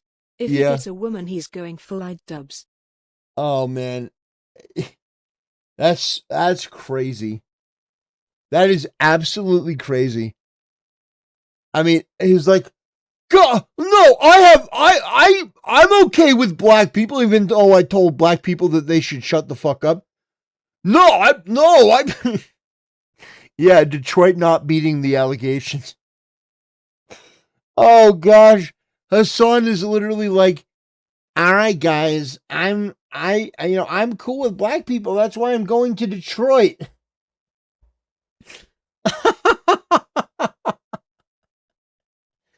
Oh gosh. How embarrassing. Later today, okay? No, people's Social Security. You'll see. It's all bullshit. That stuff is bullshit. Is on the. Most of the Hasanabe heads that I saw in Hamtramck, there's hella black Hasanabe heads in Hamtramck, okay? They were stoked. Fine. You know, they just, don't happen to be at Haley Stevens' campaign stop. Oh, yeah. Yeah, all black people love Hassan, That's the narrative. No, Hassan, nobody likes you. You're a terrorist supporter. He brought in Hassan Piker.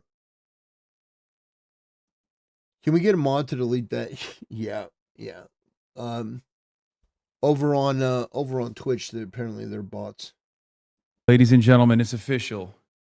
Tank Top streams are fucking back. Okay. This is the gayest thing I've ever seen. Hassan put the suit back on. Okay, there you go. There you go. You wanted it. Oh gosh. Wait, what is happening? Is it working? This is the gayest thing I've ever seen. There it is. There it is. Okay, you wanted it. You got it. Tank Top streams. The only thing that remains is now gaming. Okay, Tank Top is back. It's nice out. It's fucking. It was too hot. I should have just worn it out. They clip it and you look swole and they'll be jelly. Hi man, I got a message for the People's Republic of China. You're too muscly. Can you deflate in Twinkie Fi? That surely help others win. Yeah, he's got no motion. Hassan, you've got no motion. People in the political space don't even know who you are. Like, Hassan, he's a streamer or something. Hassan, you got no motion. You got no flow. The only time that people mention you is in the pejorative. It's in the negative.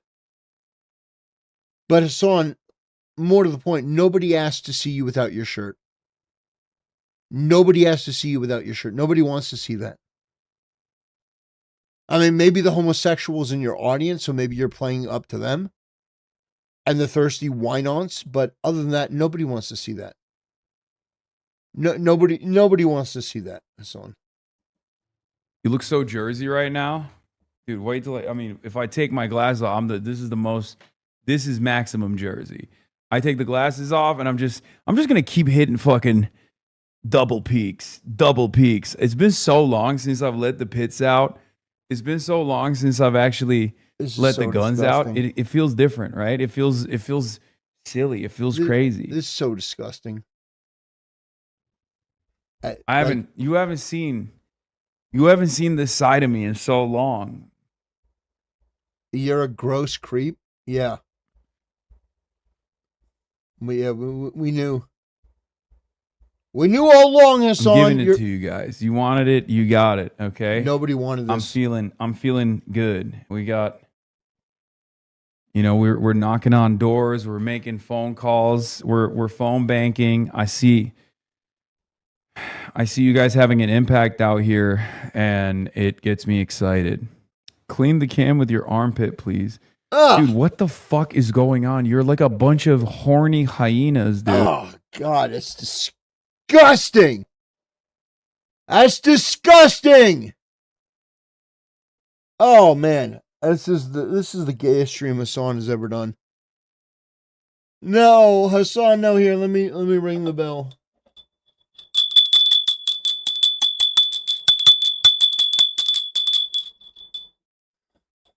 Dude, how is this possible? Y'all, are you that fucking... You're literally behaving. You are literally behaving like a bunch of people who were stuck in the desert and you just got to an oasis, okay? And you're getting water for the first time. You're literally... Probably the grease and the sweat. He's a very large Turkish man. Oh, God, that's disgusting. That's actually foul. Man. Oh, man, that's absolutely vulgar. Crazy. Show you a little bit of pit and you're like, I'm going to fucking kill myself if you don't rub your pits so I can lick my screen. Oh, God. Oh, that's disgusting. Ugh. Oh, man. Oh, that is absolutely vile. Oh, gosh. That should be sexual assault to my ears. That's foul. What the fuck? Yeah, indeed. That's crazy. It's just a little It here. is. There you go. That's it. That's all you get. This is the gayest and most disgusting clip I've seen all day. Hassan. I had to see it. So now you have to see it.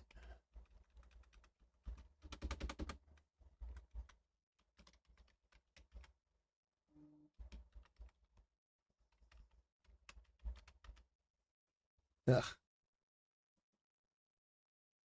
It's so gross. What a horrible day to have eyes and ears. That's just vulgar. That's just absolutely vulgar. Man. Blech. You know, anyway. It kind of like ruined the mood of the entire show. But anyway, we're gonna move on. Everything is people aren't stupid. This politics of no translation is going to be the way forward. Everything is people aren't stupid. This politics of no translation is going to be the way forward. No, for sure. Money on politics, money in your pocket, Medicare for all. No one has to decipher what the hell that means. That and I just want people to be like, everything is. Oh, yeah. So Hassan and the Islamist communists saying that American people are stupid. Oh. Well, you know what? They might be right. If Hassan's not in jail, this Islamist guy isn't deported. Yeah, I think that there are a lot of things that we're doing that we should fundamentally change. True. Yeah. What a freak. Anyway, yeah, that's what Hassan has been up to. He's been campaigning. He's been campaigning in Michigan trying to get this Islamist elected. And it's been wholly embarrassing. But see, the thing is, Hassan is so arrogant, he doesn't realize that he is a detriment no matter where he goes. And all of the optics around him, it follows him like a stinking, repulsive miasma. And I don't really think there's anything that Hassan can do to wash away the stink that is him. So we're gonna take a look. We got another clip. Oh yeah, this was a great one. This was a great one. Francesca Hong, Ilhan Omar, and Hassan Piker. Absolutely devastating. Just brutal. Anyway. Yeah. That was the segment on Hassan. Just wanted to keep you guys up to date that he's out there campaigning. I thought I had another clip to go over, but I don't want to subject you to that. It's him eating like a pig. It's him eating like a pig. Maybe. No, no, I'm not gonna subject you to that. Anyway, I want to thank you guys for watching. I want to thank you for supporting the channel, and I'll see you next time. All right. So we're gonna get that uploaded.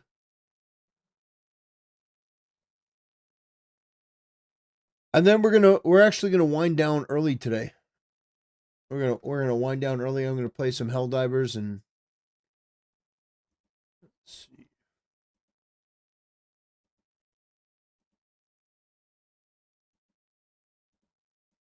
Okay. Done.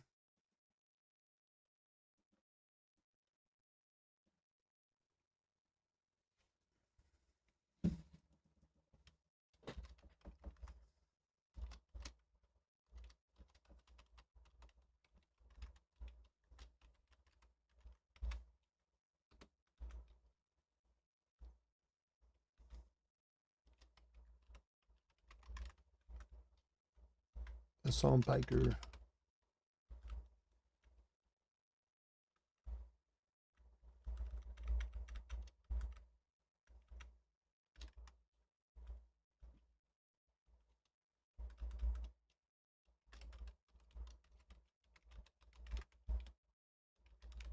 Moment.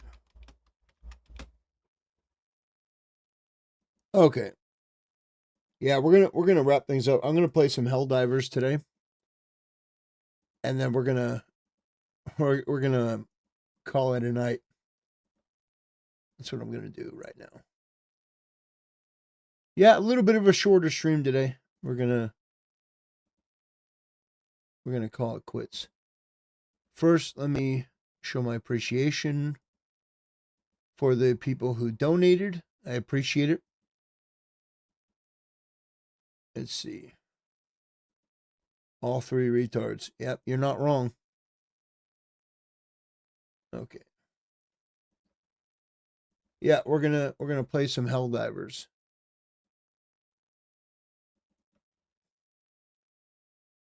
Okay. Do that.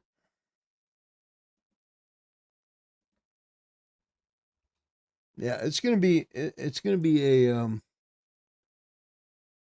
bit of a shorter stream today.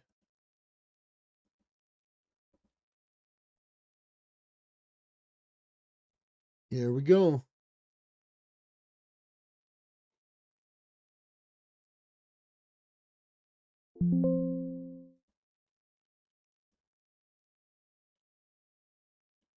Okay.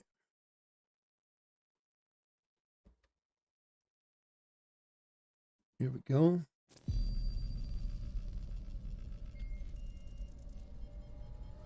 Always address his weight gain, makes him cry. True.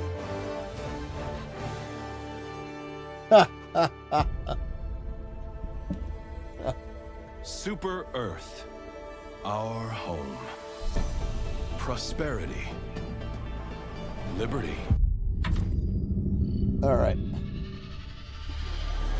How about we fight some communists? How about we fight some communists right now?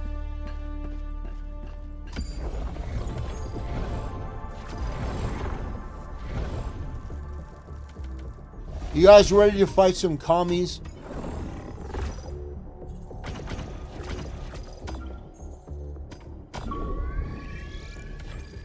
All right. Let me find a crew, and we're gonna do a mission with. Let me see. Do a mission with a bunch of bots. We're gonna fight the communists. That's what we're doing right now. Okay.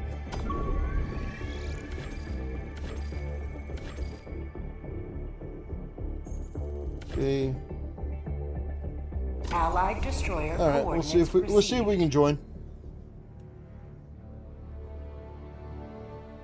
You're here. The galaxy awaits your salvation. Initiating FTL jump to the Mesa system. Yes, sir. We're gonna be fighting the CCP, man. FTL jump successful. Mission coordinates locked. All right. Hellpods primed. Rocket.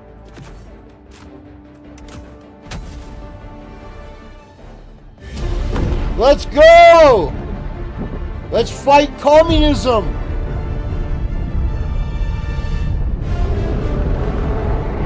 Yes, sir!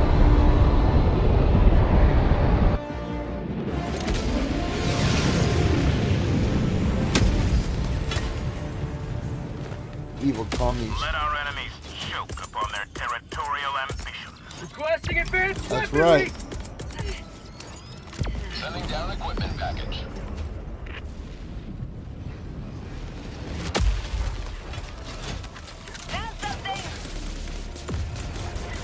Come on.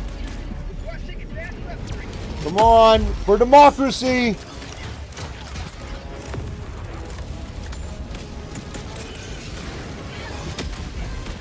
Alright. For democracy! Alright, where are we going? Yeah. Might as well help them with this and then go and do our own thing. We're gonna Oh gosh.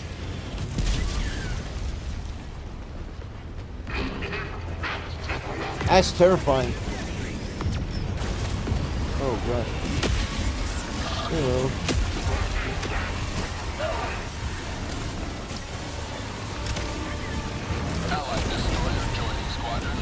Woo!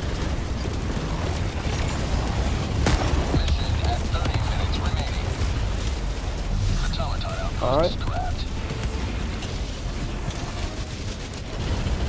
Okay. Oh shoot! Ah!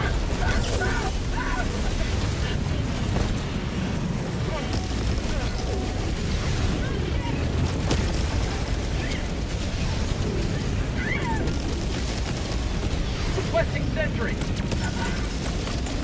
Damn.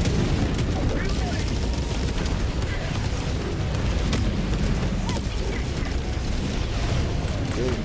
Come on.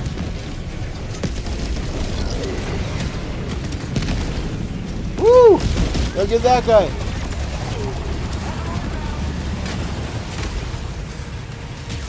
I like my sentry.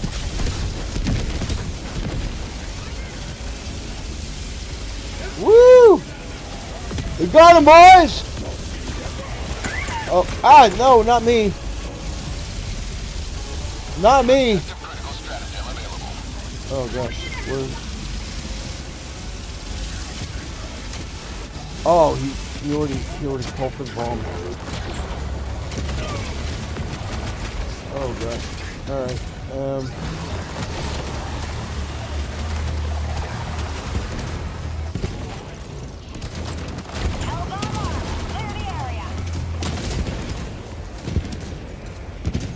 Okay, he armed the hell bomb. Okay, we got to get away from the hell bomb, otherwise it's gonna blow up.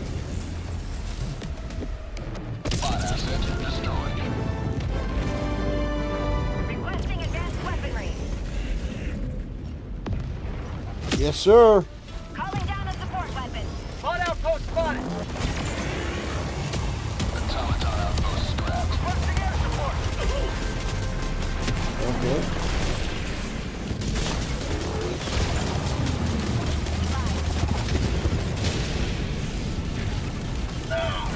Okay, not good. Not good. Not good.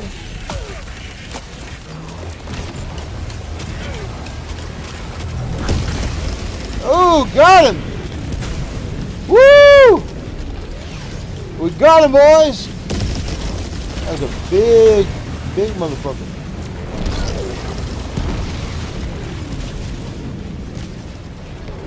Yeah! Alright, let's see. Anyone over here? Yeah!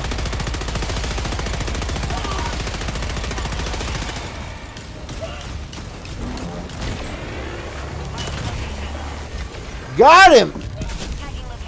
Got his bitch ass. How you like that?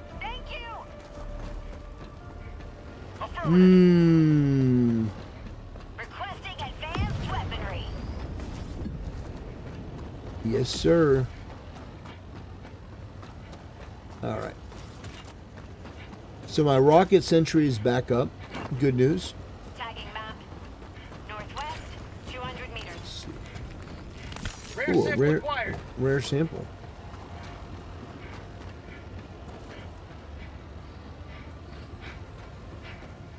Okay.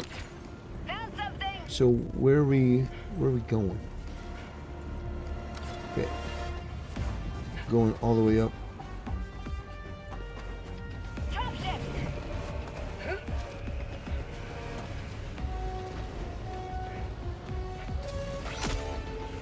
Oh damn. I don't want to revive him all the way over here.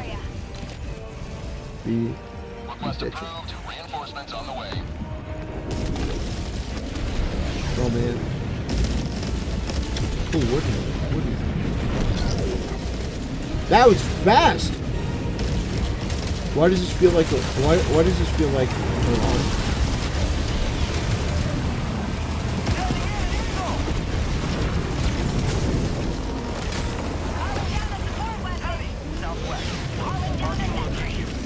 That's a waste of a bomb. Oh no. Oh no. No, no, no, no, no. No.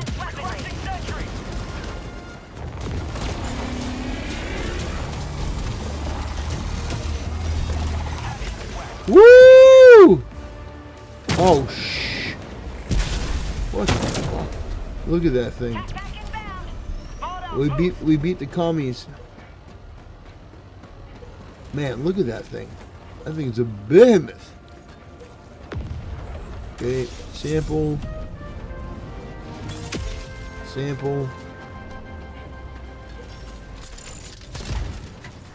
What's in here? Metal. Very nice. Okay, let's keep going.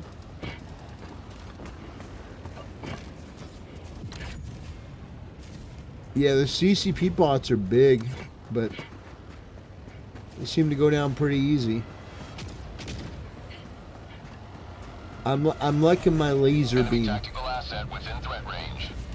Okay. Tactical.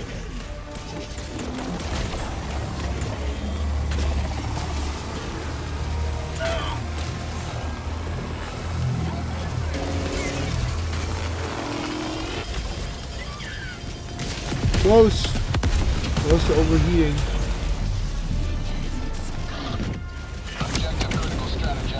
Woo! That was close. Ay, ay, ay. Request approved. Deploying reinforcements.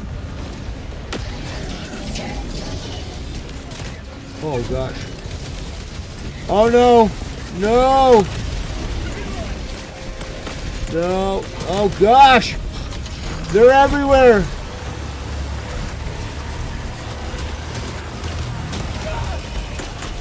They're everywhere.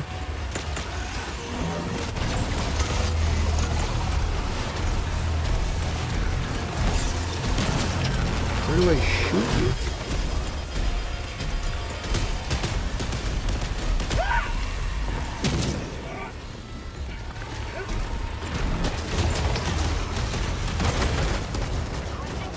Damn. Where do I shoot you? Oh, we got him! Oh man. Yeah, but a lot of our teammates are dead. Okay. Woo! Okay. How about should we send in the big guns? Going down a sentry. Nah, sentry will be fine. Now, why did it bounce all the way over here? Oh, that's weak. That's weak.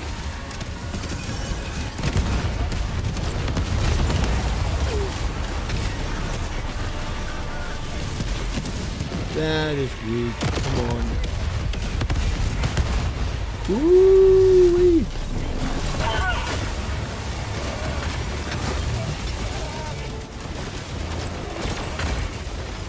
Okay.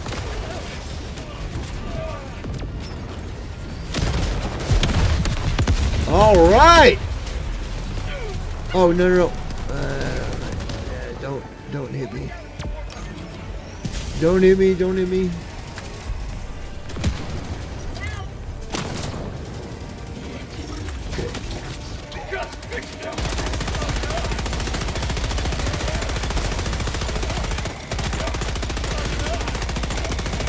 Woo! Eat lead, bitch!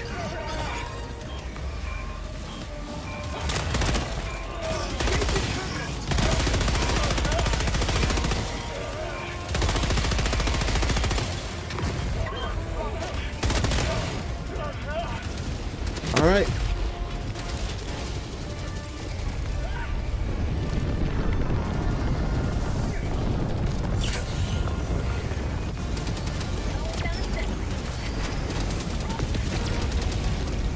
All right, boys.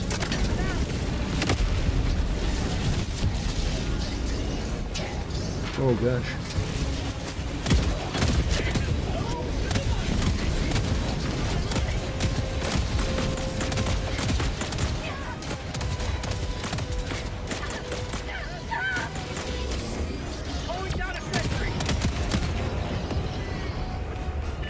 20 minutes remaining.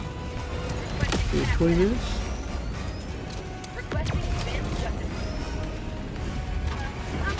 Okay.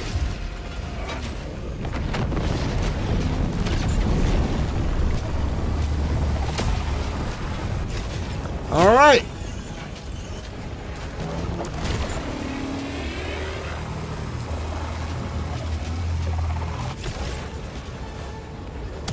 Here we go. Here we go. All right. I think these guys got it. I'm going to go. I'm going to go this way. I think they got it.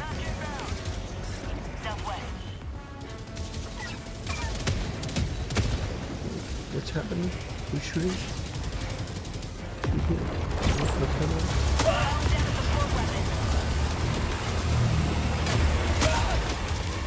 Who is shooting you?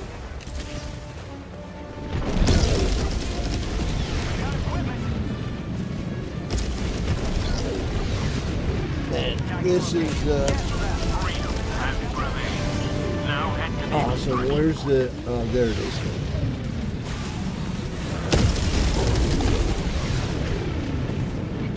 Okay.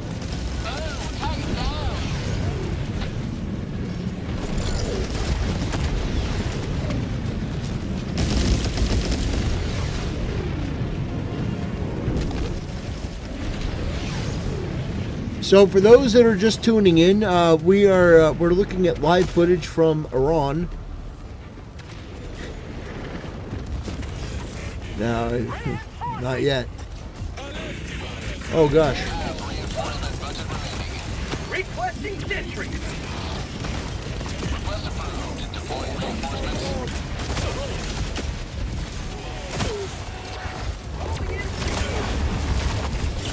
Injury? What injury? Request approved. Deploying reinforcements.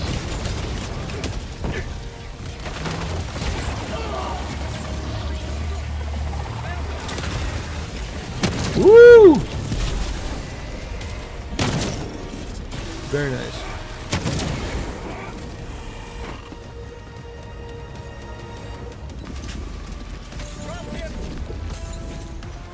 Extraction is available.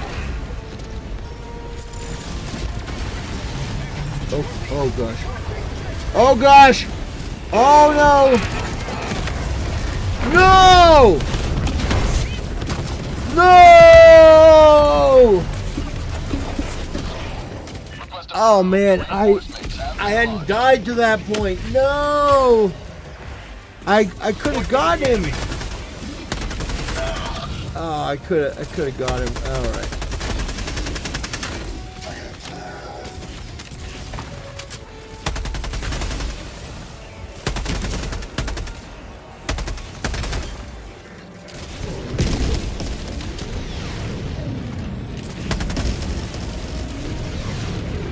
I think I did pretty well. Tactical asset near your position. I think I did pretty well. You know.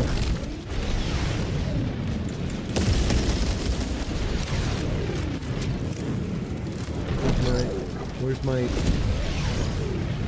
You take my gun? He took my laser.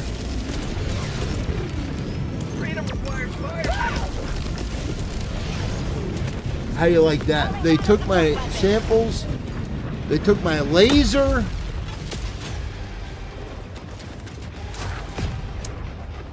Stole my stuff.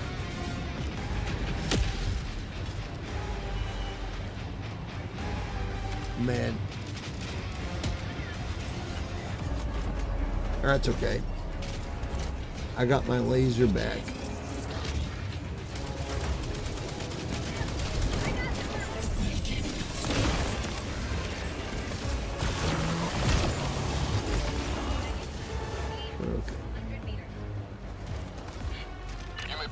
Extraction when ready. Yeah. Objective near your position.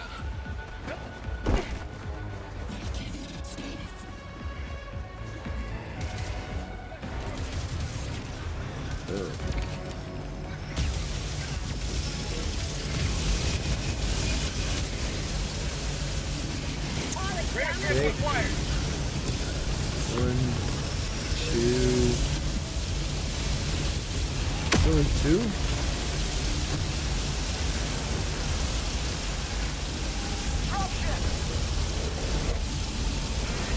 Come on, shoot! Woo! Damn. What the fuck? Who keeps doing that?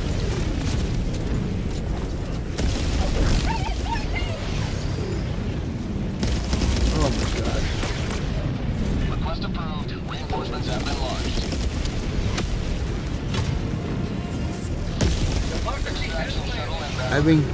I've been killed more by our so-called allies than the enemy.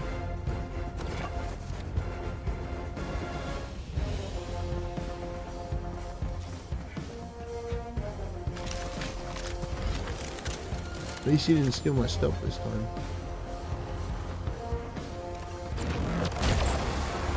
Requesting jackpack. ETA T-minus 2 minutes and 30 seconds. Let's see, did we get everything? Yeah. Damn, this is a big map.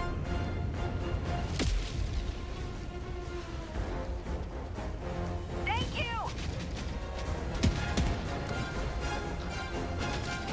Yeah, they kill me and steal my stuff.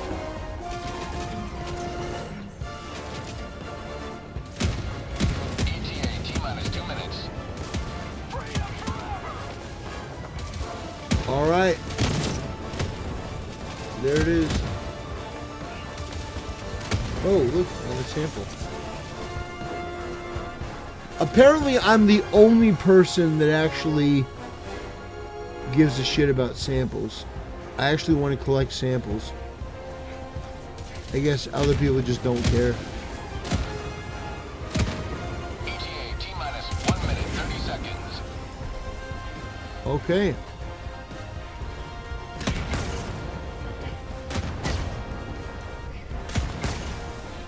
Look at that. We did it, boys!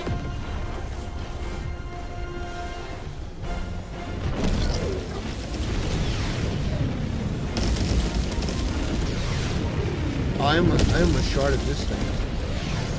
ETA T-minus 1 minute. I almost shot at the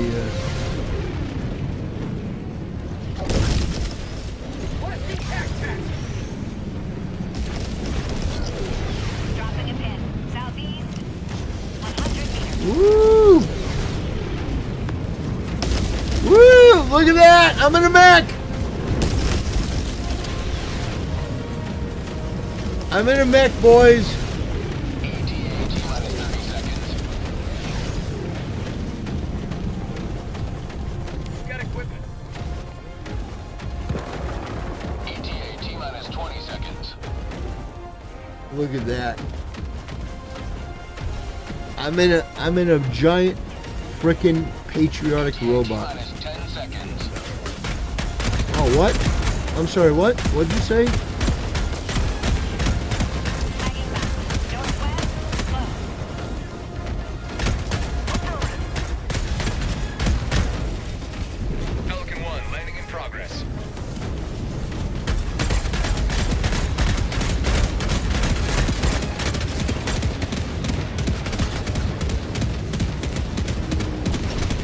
Woo!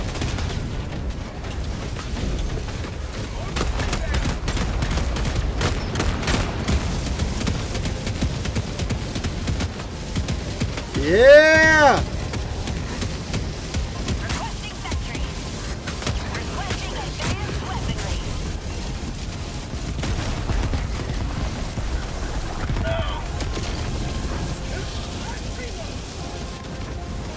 Suck a bitch. Calling down a support weapon. Slide. North. Requesting orbital. Woo! Yeah! That's not really doing anything. But it's the thought that counts, ship. The thought that counts.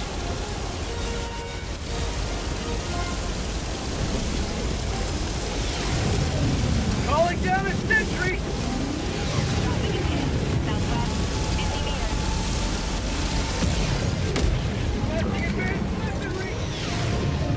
Ooh, breaching here. Where are these guys going?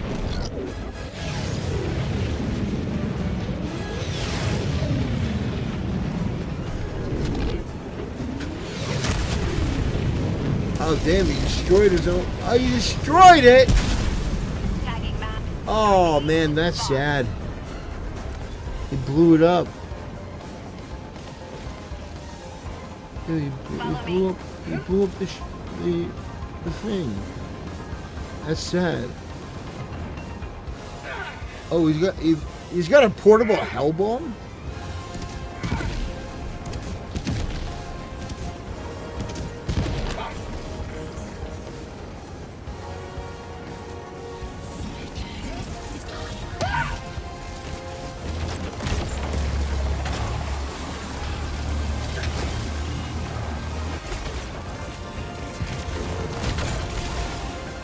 Oh no. No!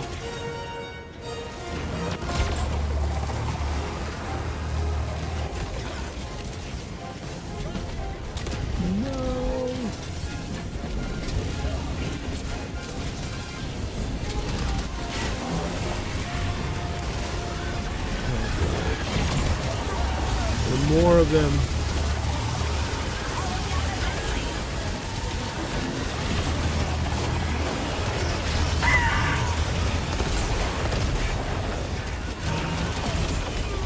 Dang.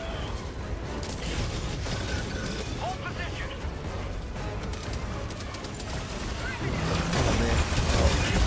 Yep. No. Oh gosh. Whew.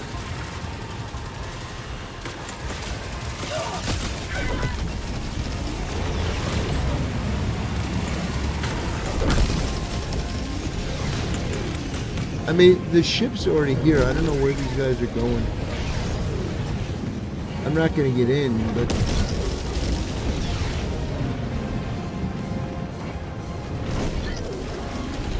What are these guys waiting for?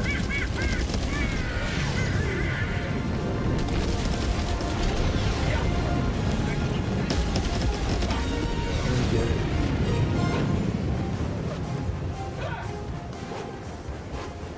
How do you get up there?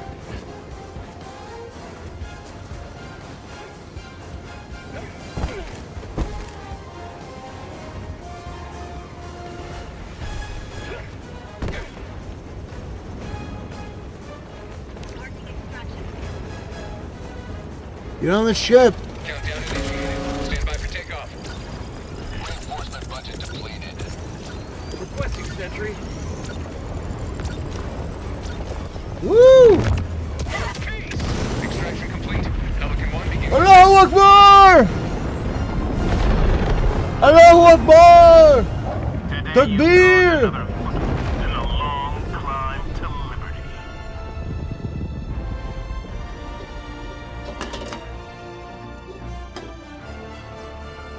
Takbir! Allahu Akbar! He blew himself up. It would have made Hassan Piker proud. He would have made Hassan proud.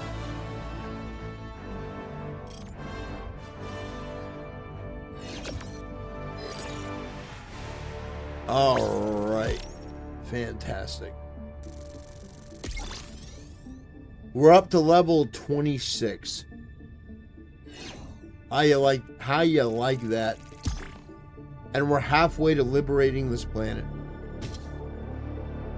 You'll love to see it. I thought you saw me activate the bomb. Damn.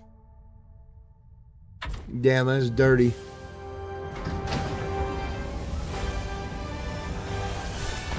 The Hassan Piker gun.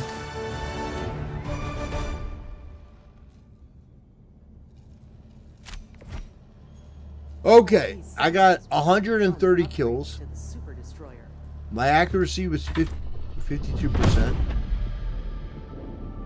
You know?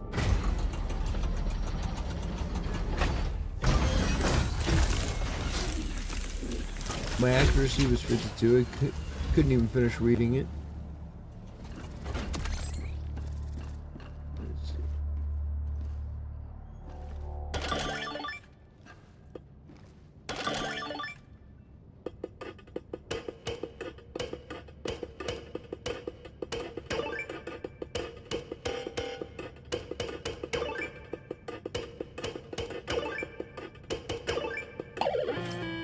Allied destroyer has joined squadron.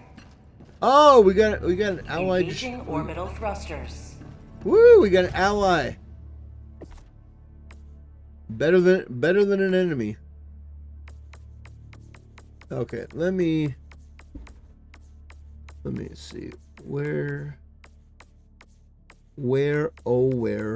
Okay, I like this one. Autocannons designed for sustained explosive firepower with a rocket launcher and a Gatling gun, offering reliable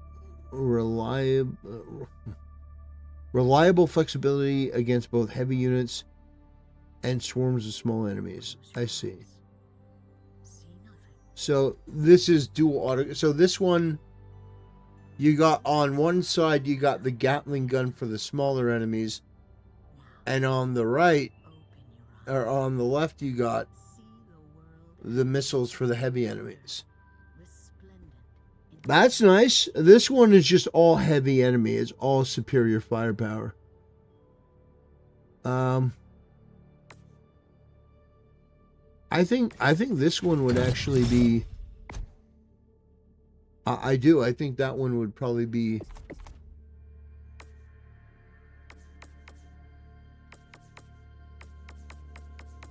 Patriot. That's a pretty nice looking suit.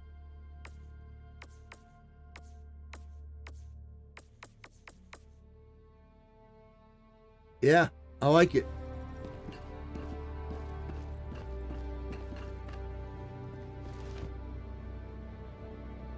That's a cool outfit.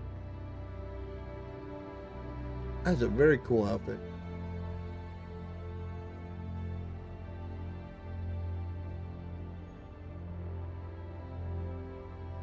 Okay, let's go and see. Your fellow Helldivers rage against I want the enemy's fire tyranny. armor that doesn't make him look like I'm wrapped in aluminum foil. But it's 250 credits.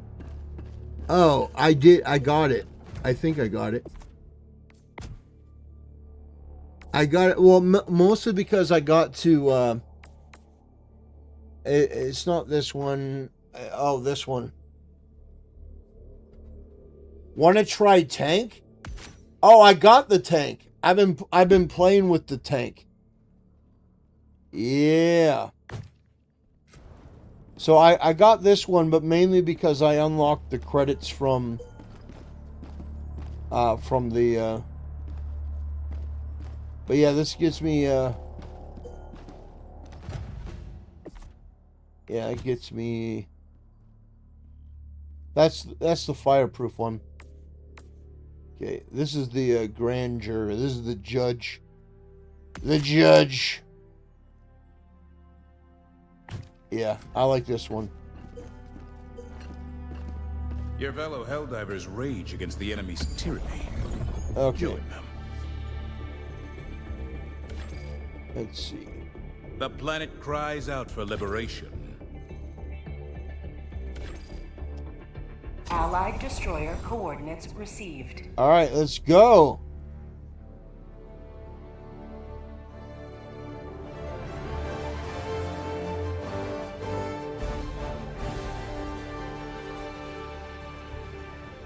Maybe? Are we doing it? What's... Oh, no. Okay. Allied destroyer coordinates received. Okay.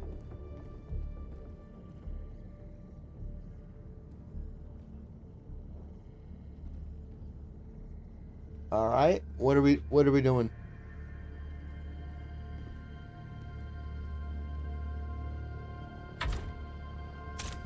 No.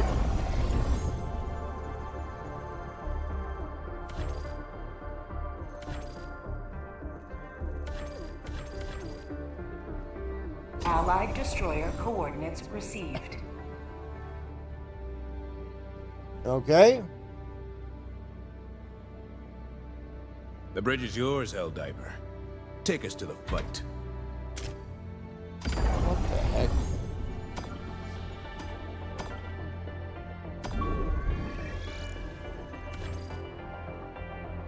Allied destroyer coordinates received. Come on. Mission coordinates locked. Hellpods primed. What? Oh, there we go. Engaging orbital thrusters.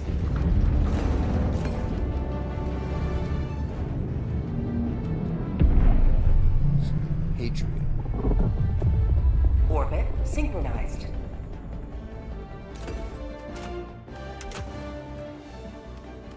Yeah.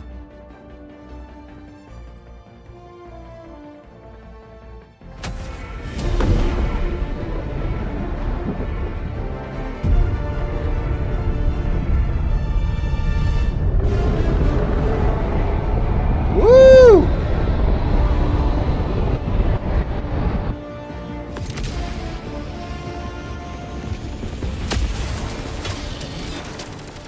Oh gosh.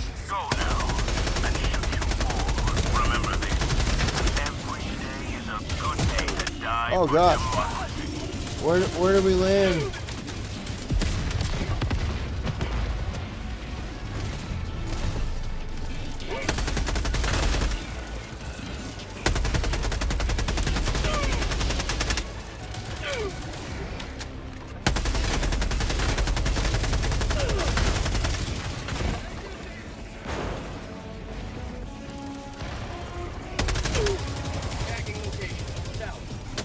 Drop ship!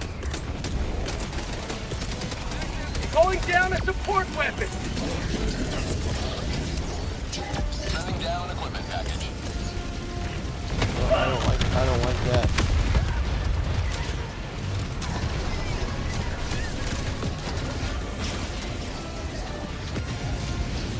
Come on.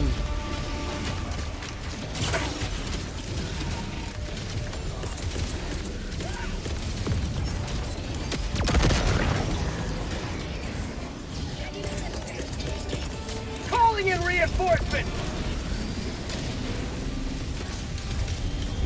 Democracy. How long am I going to be on? I don't know. Probably. It depends. All right, here we go.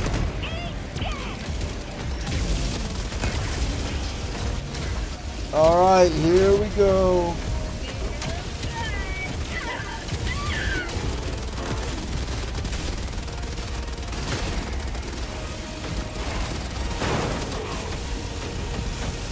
Hello. Come with me if you want to live.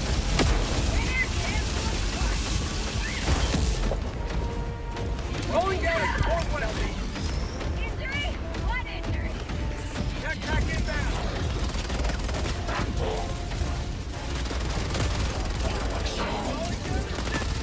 Got him. Woo!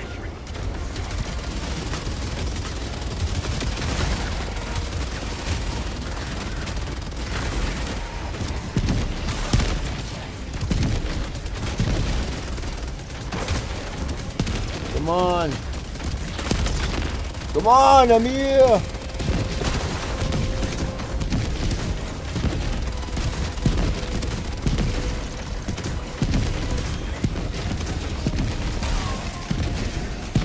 Woo! Yeah.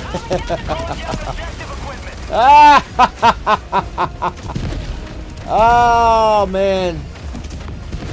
Let's go. For those that are just tuning in, we are looking live at footage from Iran. Oh man. Where are we going, boys? Where are we going, boys?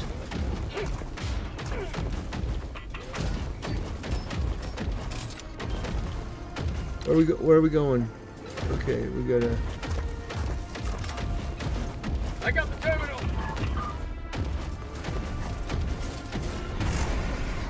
And look, he's catching a ride. Woo!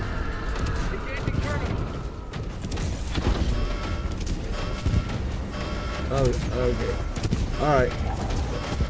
We must go.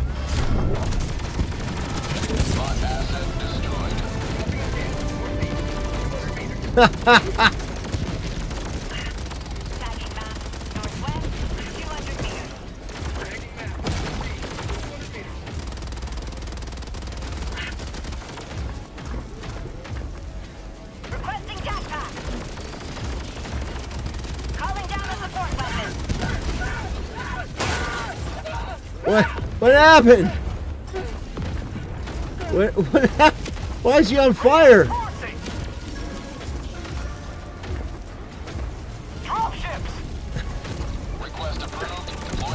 Oh man.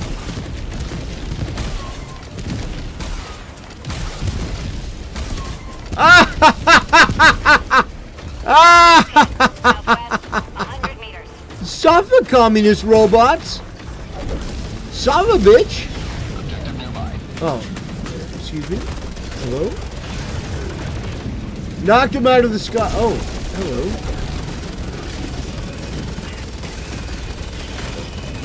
Hello, my friend.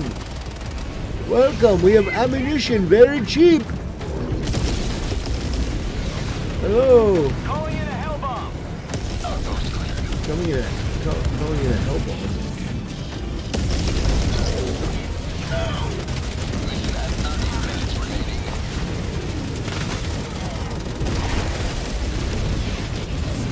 Oh, what happened?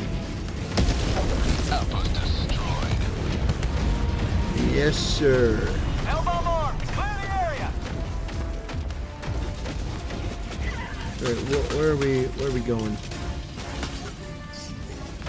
Okay.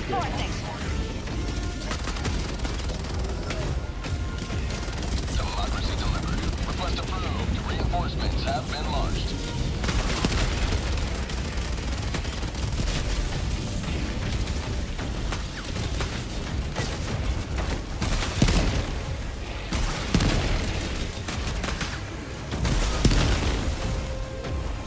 Woo!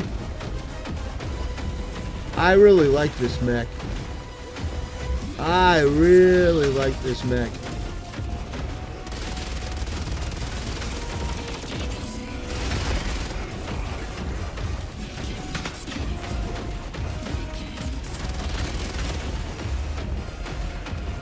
I wish I could reload this. That's my only complaint, that I can't reload it. What is that? Where's the light?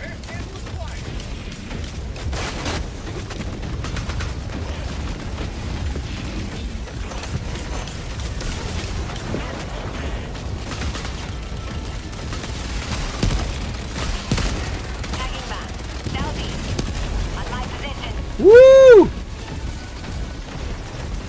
Man! Look at him go. Alright, we're gonna go. Orbital inbound.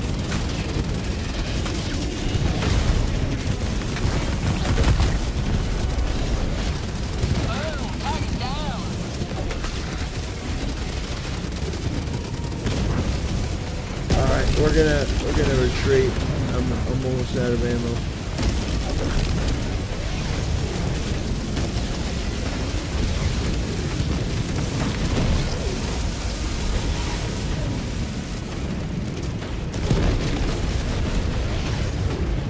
Okay.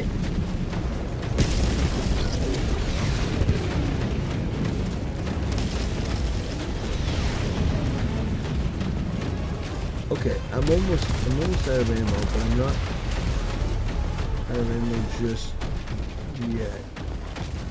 I got 71 bullets. Okay, where? Requesting objective equipment. Okay, let me go this way.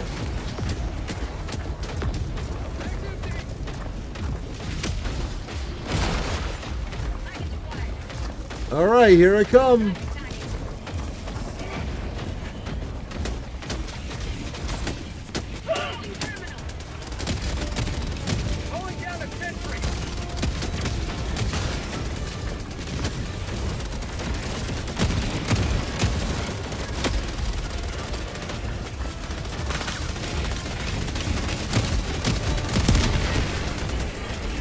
Dropping a pin.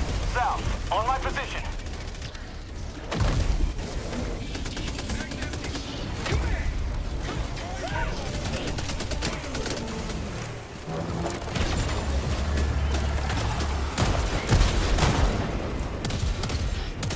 Oh man.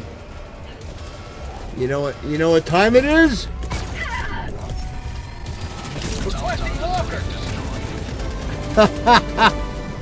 I get more than one. Let's go.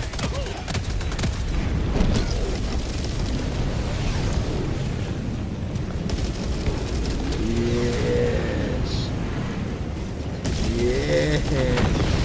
Wait. Wait, what the? Wait. What?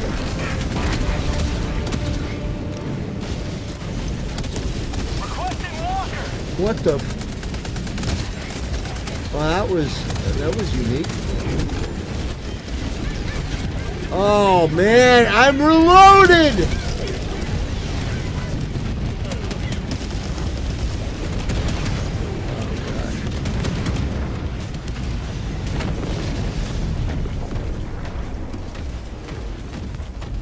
Oh, look, he's got one too. We all got war bots. Yes.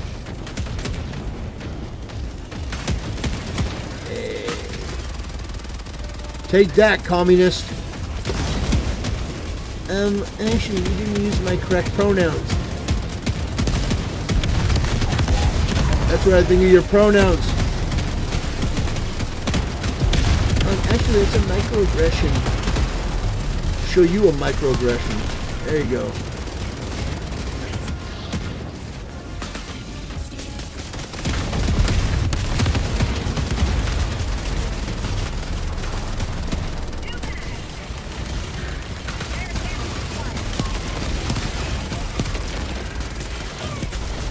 Yeah.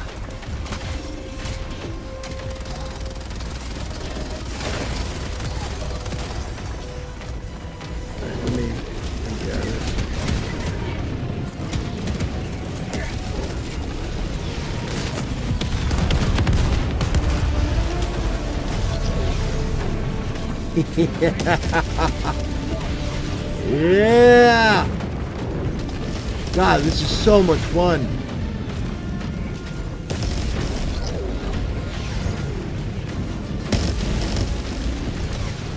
Man, all right. Which way are we going, boys? Found something. All right, we're going that way. We're going that way.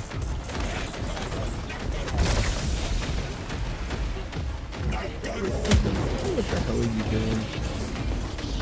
Just embarrassing yourself at this point.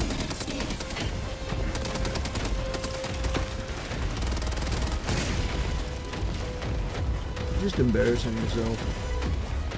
I got a war mech. Yeah! Oh, man.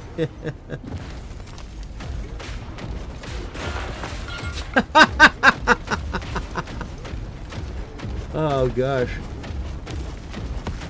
I think our war mechs are the same. I think his is the same as mine. No. No, his is different, I think. No, I don't know. I can't tell. Okay. Found something. All right. Requesting orbital. Requesting sentry.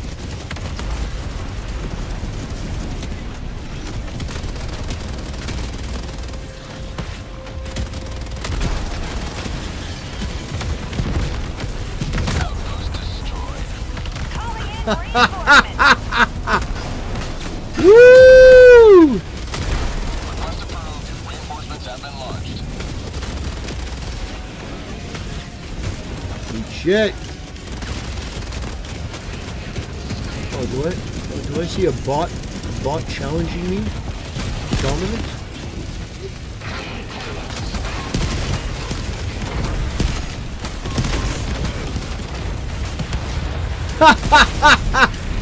No!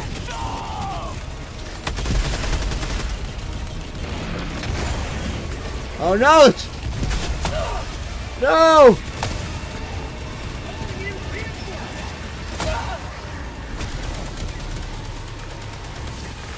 Request approved. Deploying reinforcements. How'd you like the taste of freedom? Pulling down a walker. Yeah, we got one more. Requesting tac. We got one more!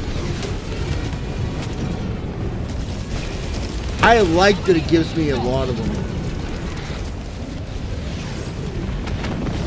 Yes, yes.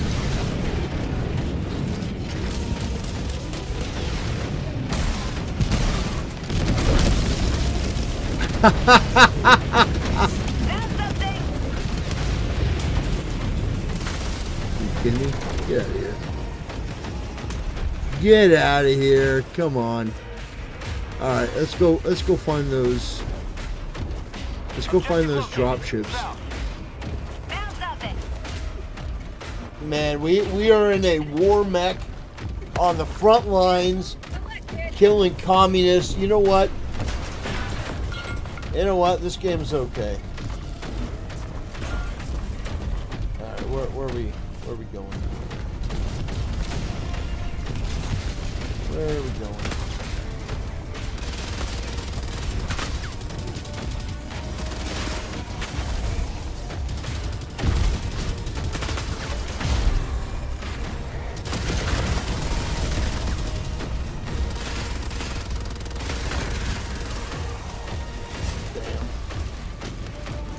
That's a thing of beauty.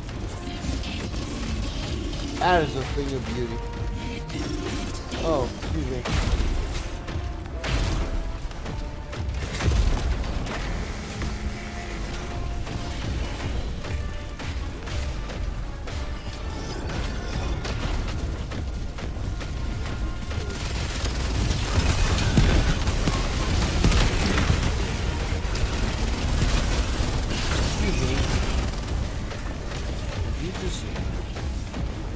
He did. He called in reinforcements.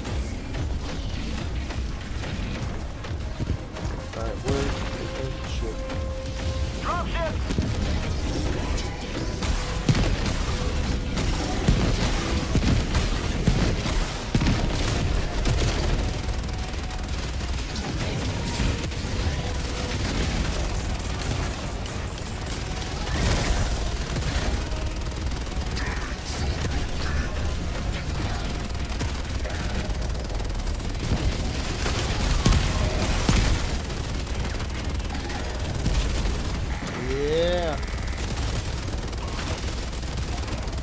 How you like that, huh?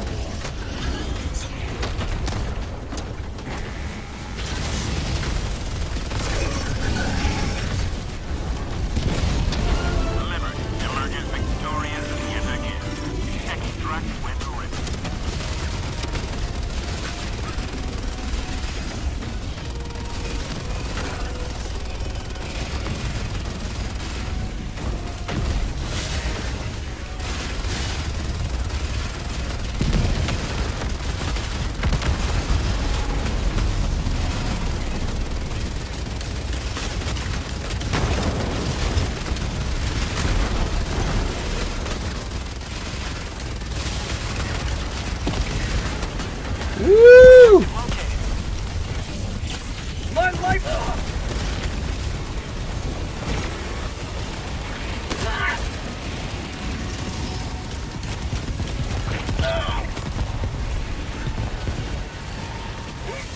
All right.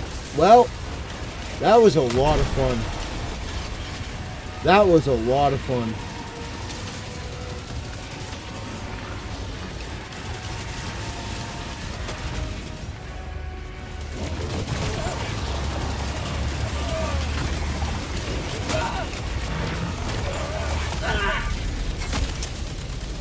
Damn.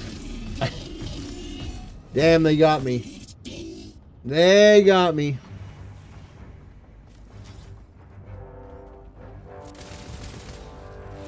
Man.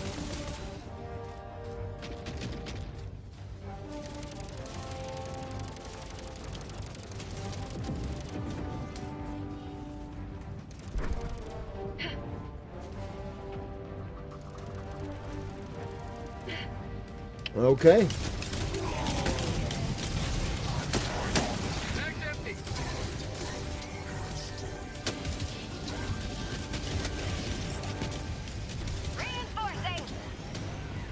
Okay, they're calling me back in. Extraction is available.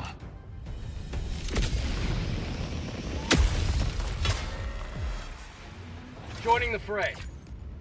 Okay, where's my stuff? Where is my stuff? Okay. It's close by.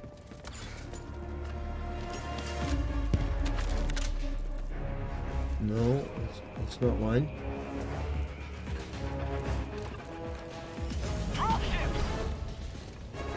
Okay.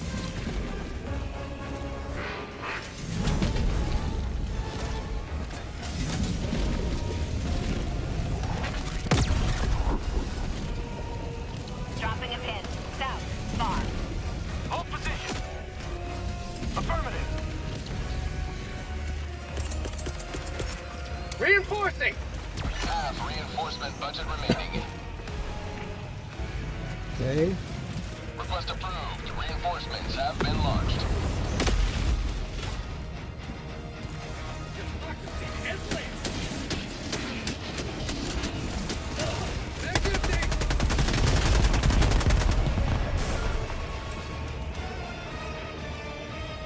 All right.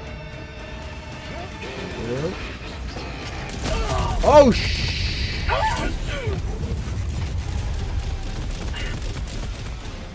Okay.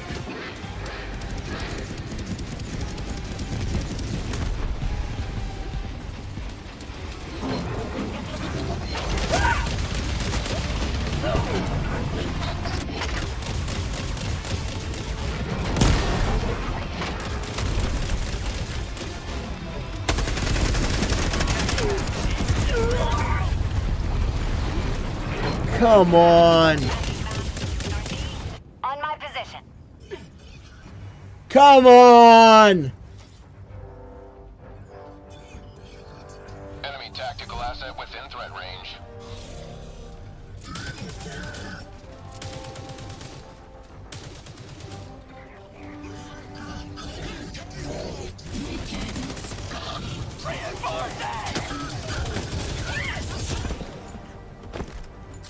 Request approved. Reinforcements on the way.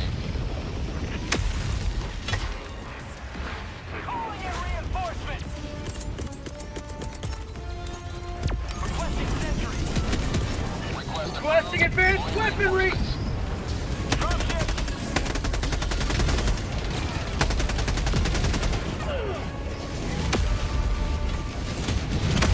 Okay.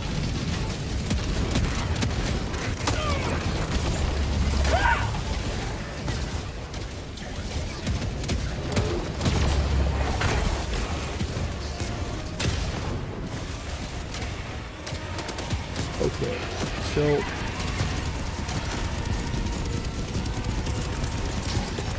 Orbital inbound.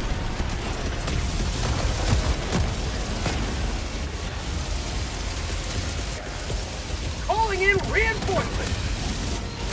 okay. Request approved. Got it.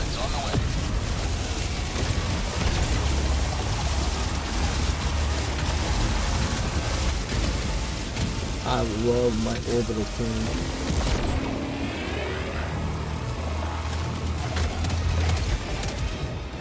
Okay, now where are we going?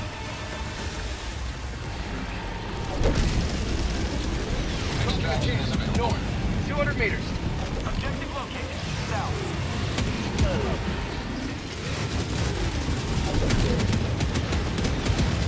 I'm gonna run.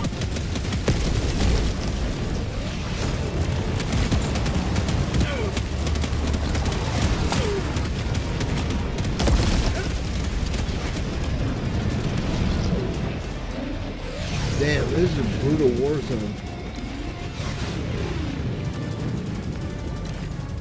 Bot outpost destroyed.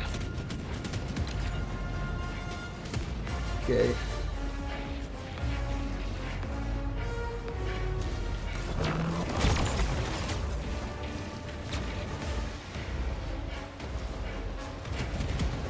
That's called democracy.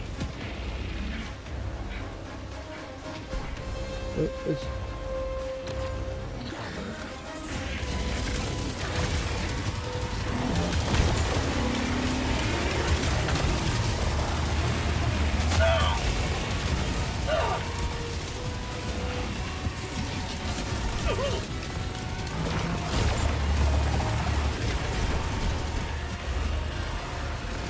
I don't understand. Aren't I supposed to be able to shut this thing down? Where? Oh gosh! Never mind.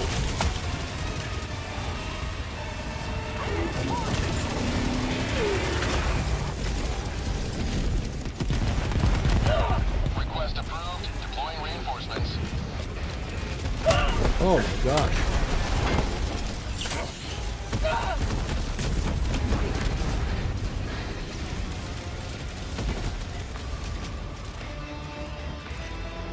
Gosh. That's brutal.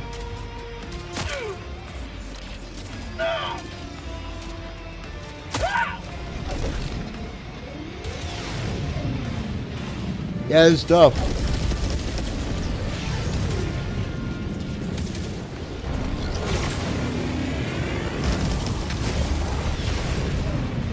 I didn't see a prompt on the console.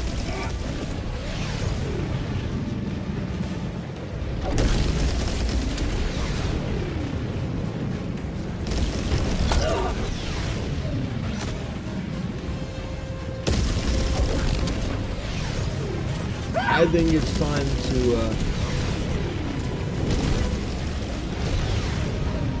I think it's time to make it to the extraction.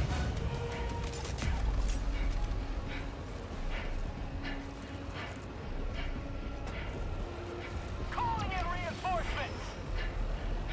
You got right up to a computer thing. Yeah, I don't know. I do not know. Second jamming. Okay.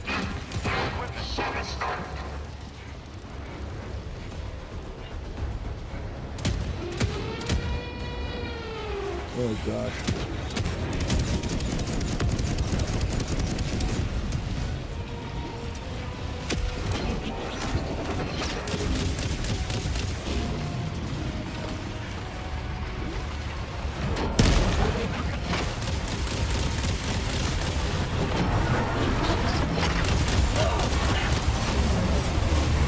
Freedom never sleeps!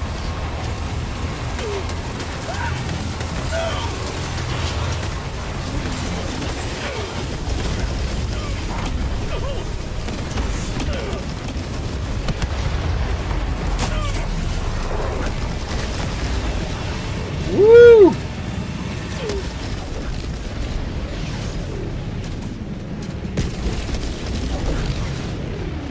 Reinforcement budget depleted. All right. Well, Deploying reinforcements.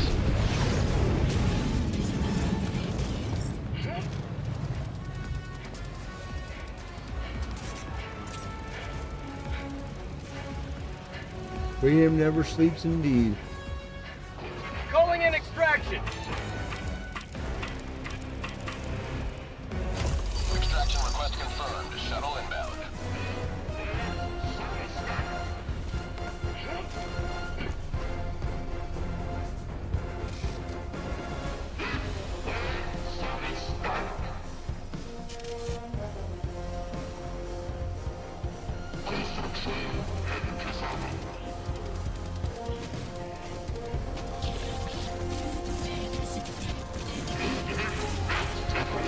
T-minus 2 minutes and 30 seconds.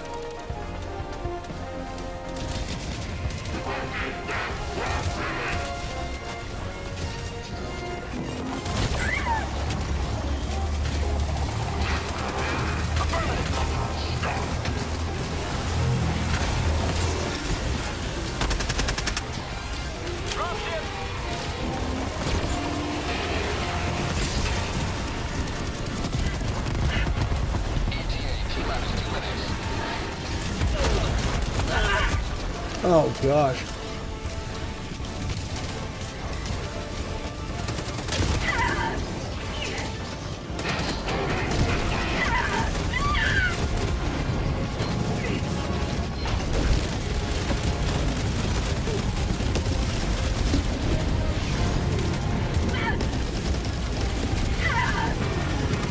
Damn.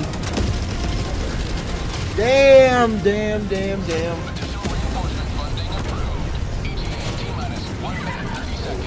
Oh, come on. Not today!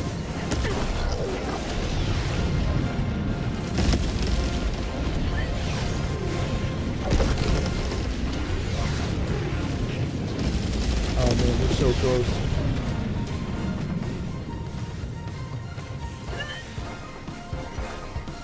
We're so close. ETA T-minus 1 minute.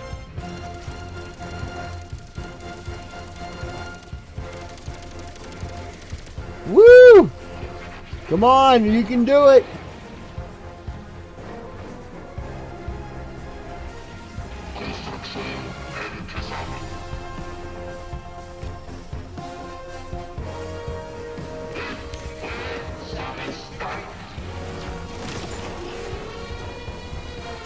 ETA T-minus 30 seconds. 30 seconds, come on. Oh no! It's up to you! No! Sweet liberty, my leg! Sweet liberty, my leg! No! 10 seconds. 10 seconds, you can do it!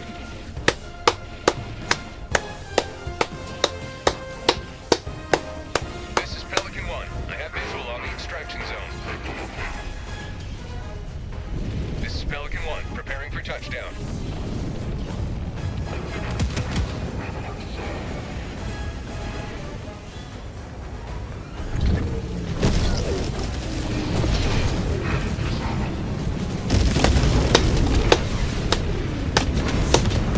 Extraction complete. Pelican 1 beginning ascent. Yes!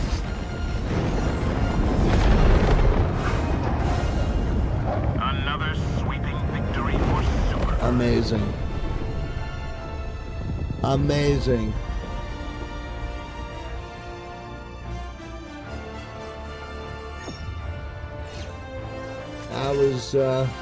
That was something else.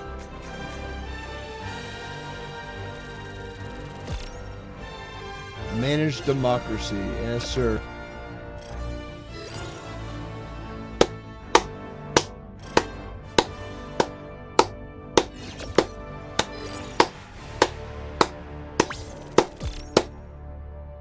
Bravo. Bravo.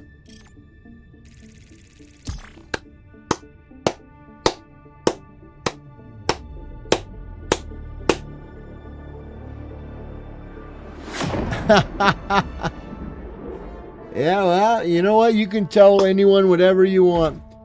We're gonna, that was a great clutch save. Absolutely.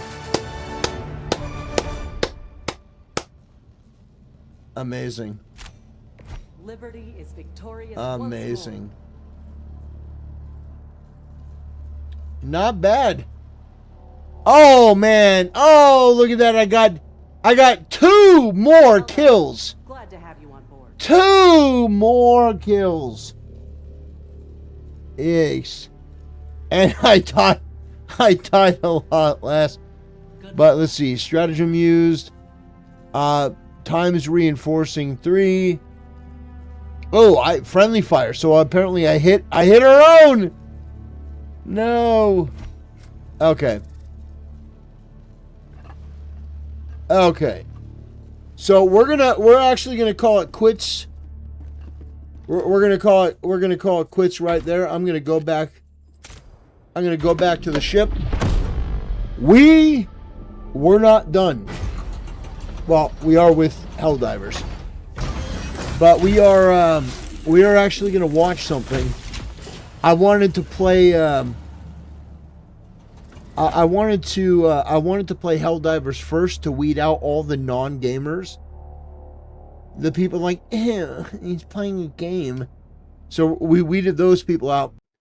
We are going to watch the Nintendo Direct that happened today.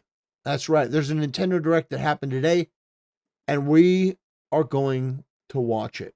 So I just wanted to make sure that only the true ride or dies, only the true ride or dies, only the true ride or dies. Oh, let's see. Trump's coming to Los Angeles? What's happening? Okay, we're gonna do the Nintendo Direct reaction. Okay, Fortune's Weave.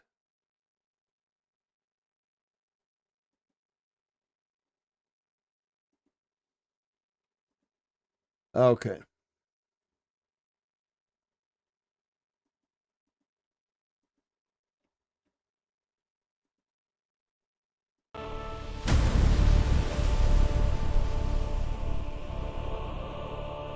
Brothers, there was a surprise Nintendo Direct, and we are going to watch it. Now, I understand that there are some people that are not really too pleased with this Direct. Not really because of what's in the Direct, I hear, but more so that it's not a Zelda Direct. It's not, F-Zero Direct. I get it, but here's the deal. They release a Fire Emblem Direct, and we're going to watch it and appreciate it for what it is. A Fire Emblem Direct about a new game that's coming out from the world of Fire Emblem.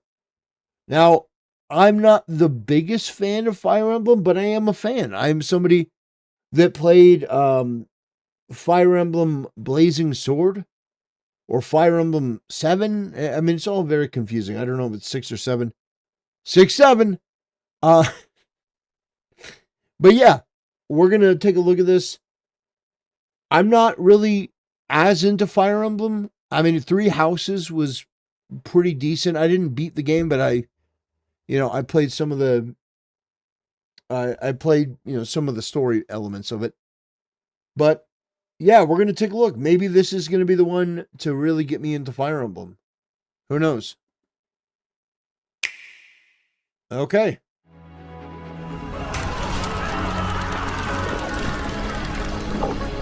Come. All right, we've got some tentacle monsters.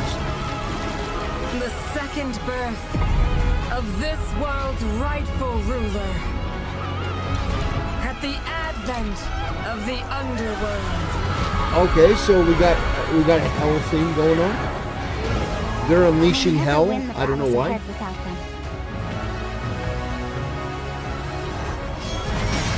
Her head is gone. We need as many as we can recruit.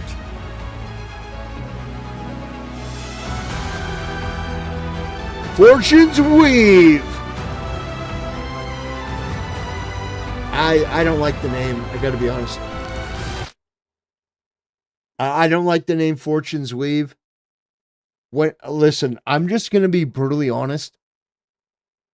I can no longer hear the word weave without thinking of a loud, obnoxious black woman.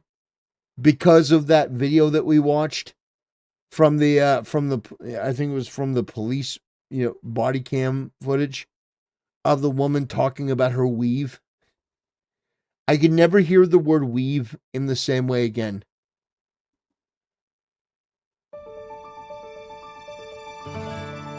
The Dagdan Empire, a land at the peak of prosperity under the rule of the gods. The Dagda. In the capital city of Daxian, man, what a bustling name. markets, ports teeming with trading ships, temples to the gods, and other establishments line the crowded streets. Looks like World of Warcraft. This is also where the heroic games are held in tribute to Dagda, the Empire's first and founding king. I'm getting the World of Warcraft vibes. Have begun! It's said that Solel, the current ruler, will grant one wish to whoever wins the games.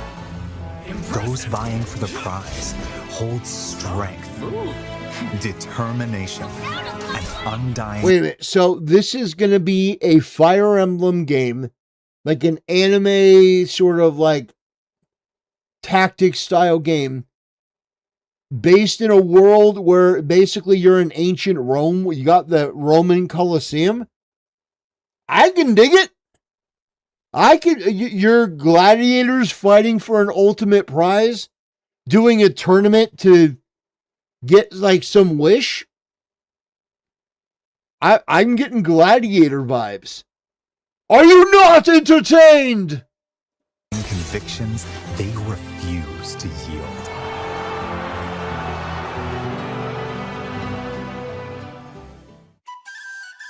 The story revolves around... So, let me just take a moment, okay? Let me just take a step back.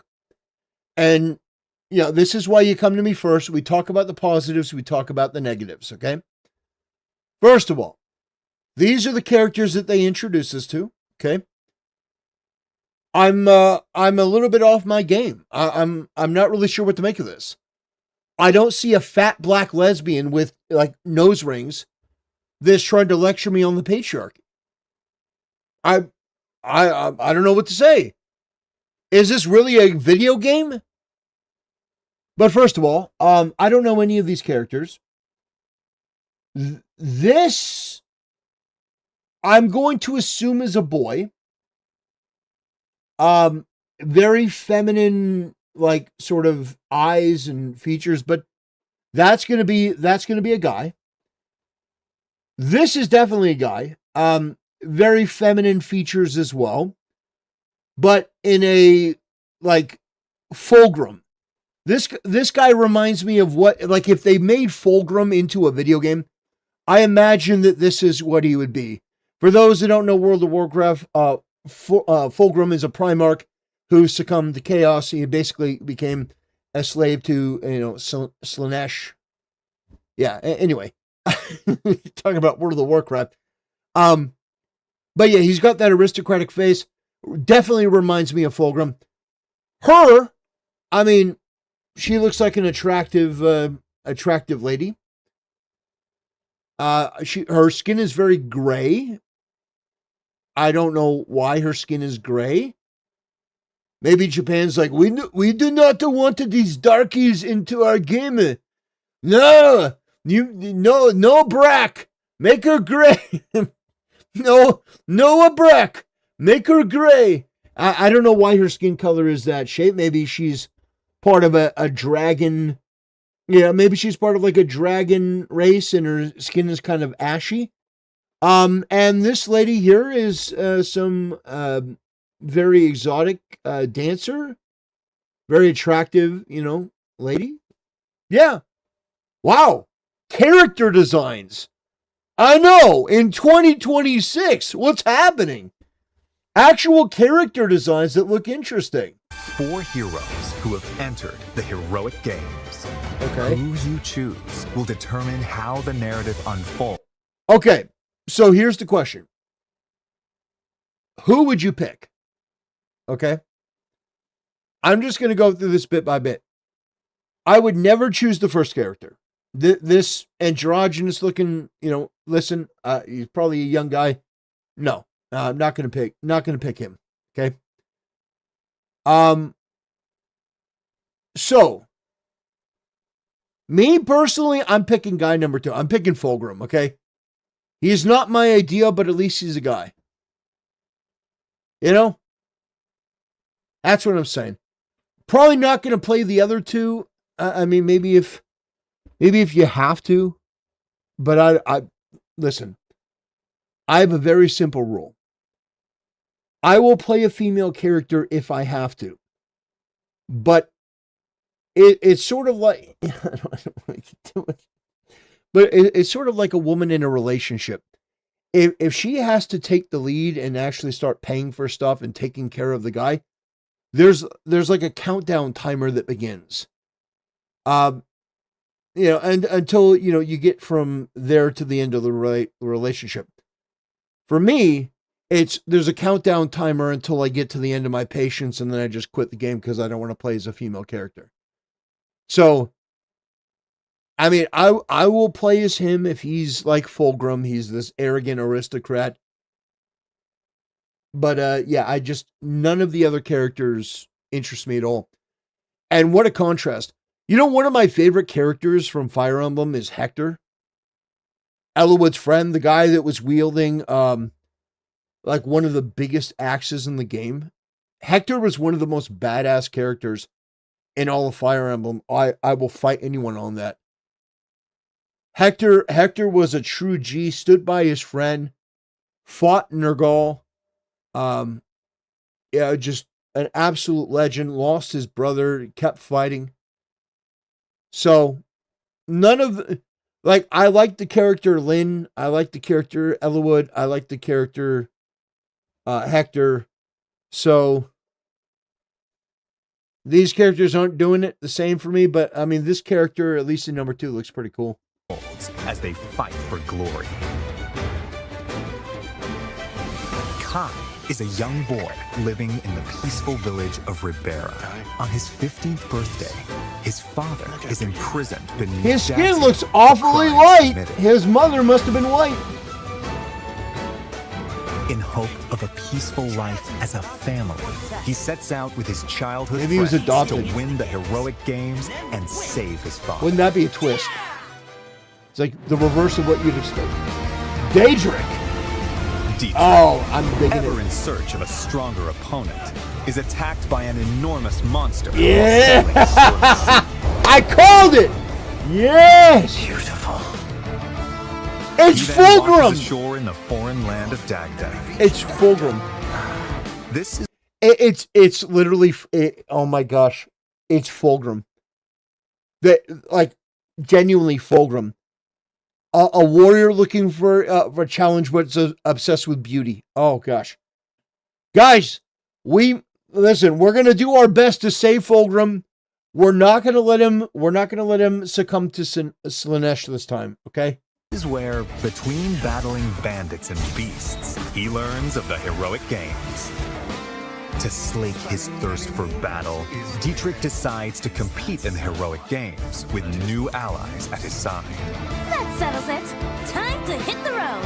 Esmeralda.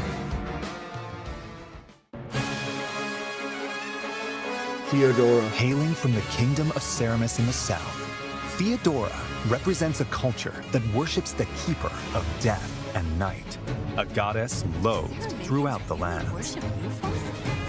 Damn. Swearing to restore the honor of her goddess and defend the faith of the people and the peace of her kingdom. Theodora leads her veteran retainers into battle with the goal of winning the games. Yeah. Let her. A young woman born into prestige and blessed with musical talent, Lita is consumed by rage following her father's murder at the hands of an unknown assailant. Having given everything to seek revenge, killed my father, she prepare to eventually die. learns of the killer's plan to participate in the heroic games. Alive! I will kill him. To bring an end to the man I like who your murdered character her though. father, That's interesting. Lita heads to Daxian with supportive companions in tow.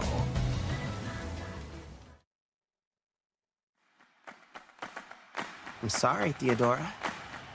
But I won't be letting you take the victory today.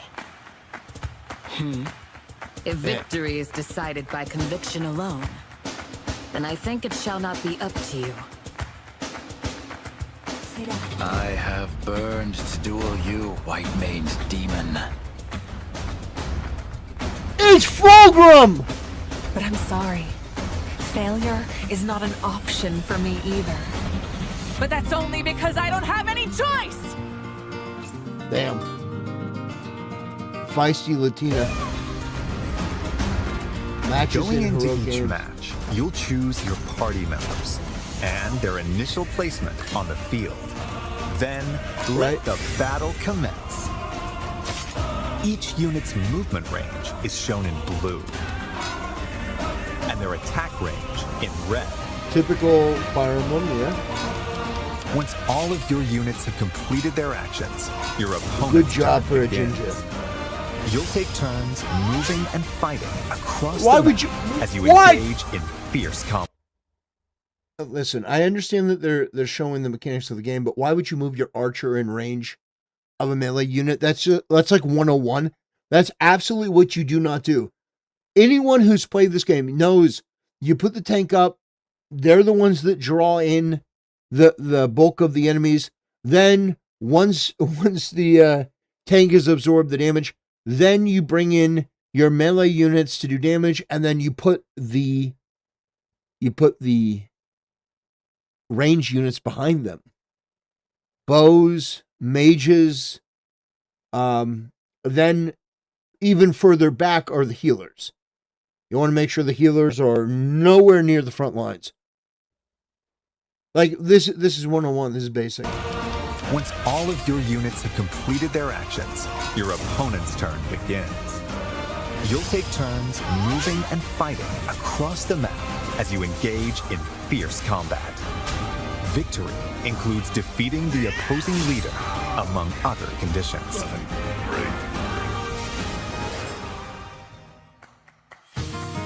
The 4 heroes and their allies can utilize various means of attack. Swords are straightforward and easy to wield. Gauntlets make it easier to evade attacks. Here it comes! Spears deal massive damage to cavalry units. Axes have low accuracy but high attack power. Bows strike enemies at a distance and can deal fatal blows to flying units. And magic is effective against foes with heavy armor. True. It can also heal or otherwise support allies in dire situations. Yep. There are also swords that call down lightning, gauntlets that look like firearms, and other unique weapons to What? Whoa, whoa, whoa, whoa, whoa, whoa, whoa, whoa, whoa, whoa, whoa. Whoa, whoa, whoa, whoa, whoa, whoa, whoa, whoa. lightning, gauntlets that look like firearms. Whoa! When did Fire Emblem get GATs? Okay? When did they get GATs? Okay? Listen, I've not played all the latest Fire Emblems, but last I remember they didn't have guns. And other unique weapons to find. Yeah, I pulled up a cap in his ass. I mean, look at that. Listen, that's silly. Okay, that's silly. Positioning is a key element of combat. When you strike within an enemy's range of attack, I cast Glock in attack mode. Yeah. Oh gosh. they might counterattack. Consider attacking those equipped with close-range weapons from a distance, and get up close and personal against long-range opponents to avoid counterattacks. The terrain can also give you an advantage, while adjacent allies can receive buffs. Take advantage of the situation to control the battlefield in your favor. Combat arts are attacks unleashed at the expense of weapon durability. There are attacks with greater power. Damn! longer I range, cleaved that guy in two. or other advantageous effects. So use them in decisive moments. All right, she got a good design. There are also special Oh moves man, that that guy's got consume your saucy soul vibes in it. exchange Oh, for man, power, This is so full. called Blaze Arts. Blaze Arts. Kai releases a burst of We're gonna otherworldly blaze, power from his man. hand to cast flames in a wide area. After moving, Dietrich's ink black cloak can warp him to locations on the battlefield that aren't easily accessible. Yeah, full. Theodora uses the power. Okay. You mean to tell me that the Fulgrim character has a demon sword and has a magic ability that allows them to warp? It allows Fulgrim to warp. Really? I mean, they're not even being subtle. This is Fulgrim, okay? This is absolutely Fulgrim. This guy that is like weirdly perverse about battle. Oh, the enemy is so beautiful. Has a demon sword. This is Fulgrim, guys.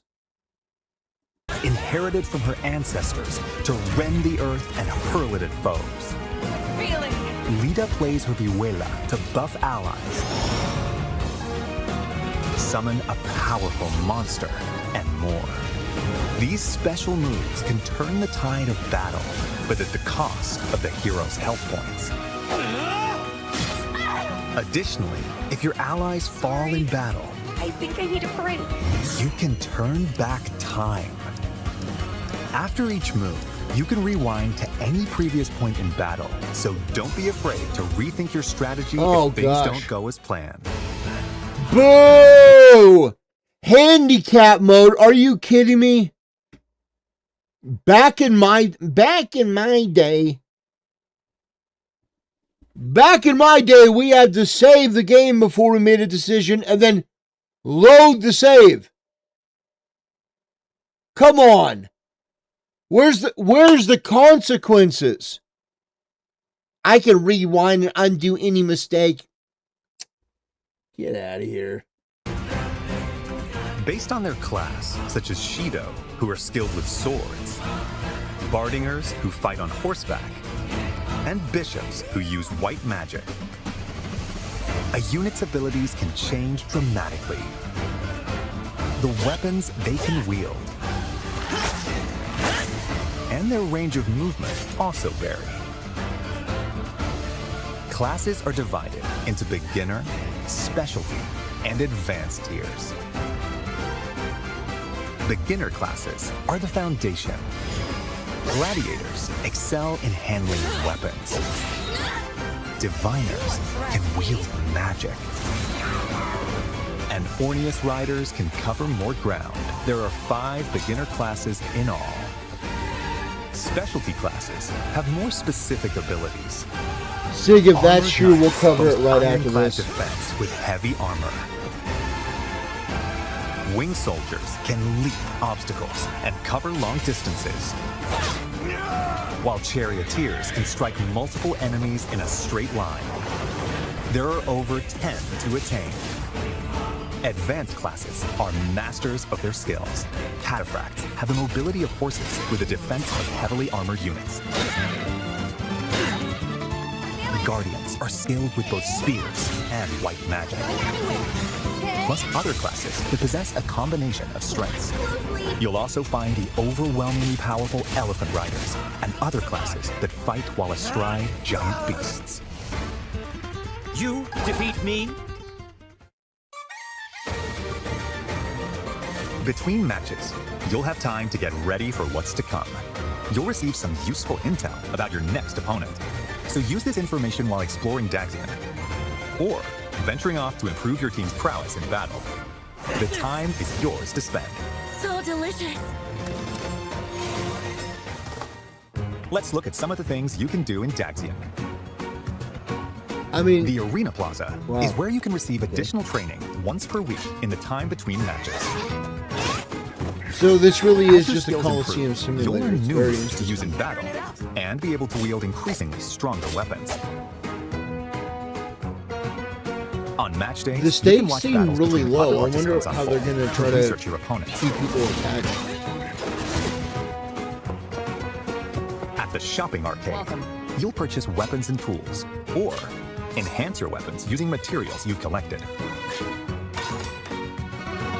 This temple row is watched over by a bronze statue of the Divine Sovereign and is home to 7 temples. Depending on which temple you volunteer in, you'll acquire a blessing to use in battle. These provide effects such as a temporary stat buff, halving the damage you receive, and more. Four extra. Speak to an exam proctor to take a certification exam. The chance of success depends on who's taking the test and the class they're aiming for. Fulgrim. So be sure they have the necessary skills before applying. To attain the pleasure I seek. You can also receive quests from townsfolk. Complete them by the given deadline to receive rewards. You never know who might ask for your help. in this matter. The Divine Sovereign? Why would someone of your stature be here?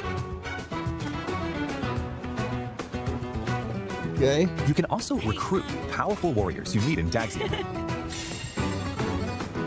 Even if they turn you away at first, try giving them gifts. Appreciate it. Or invite them to share a meal. That might be enough to win them over. From here, you can swap to a different hero. Progress is saved for each of the heroes, so playing through all 4 of their stories in parallel is an option. Okay.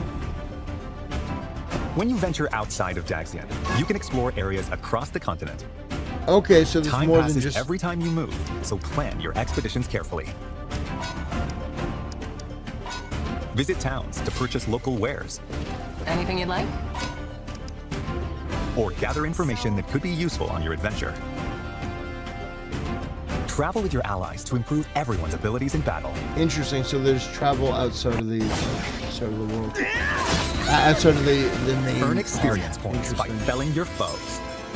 You'll also find dungeons, where you'll collect materials for strengthening weapons, along with other treasures. All right, so that's going to keep a lot of people When you encounter interested. enemies roaming in a dungeon, At least for a turn-based clash that differs from normal battles will begin. I suppose I must. In clashes, you can perform Oh my attack gosh, combos that with guy's your a allies. monster. Plus, each of the 4 heroes can use abilities to them in battle. We'll not miss this chance. Need some help. Make the most of these commands to enhance your power in battle. Okay. They desire, so say I, the Divine Sovereign. That I vow to you. People of Daxian, hear me now as I declare that the heroic games have begun! Yeah, I don't know. Interesting. Dagda faces its end at the hands of Fortuna. Human god Balor on your own, with the knowledge that it's no easy task. Dagda from destruction. Those who join you in the future will strengthen the might of your assembled forces. This is where your story begins.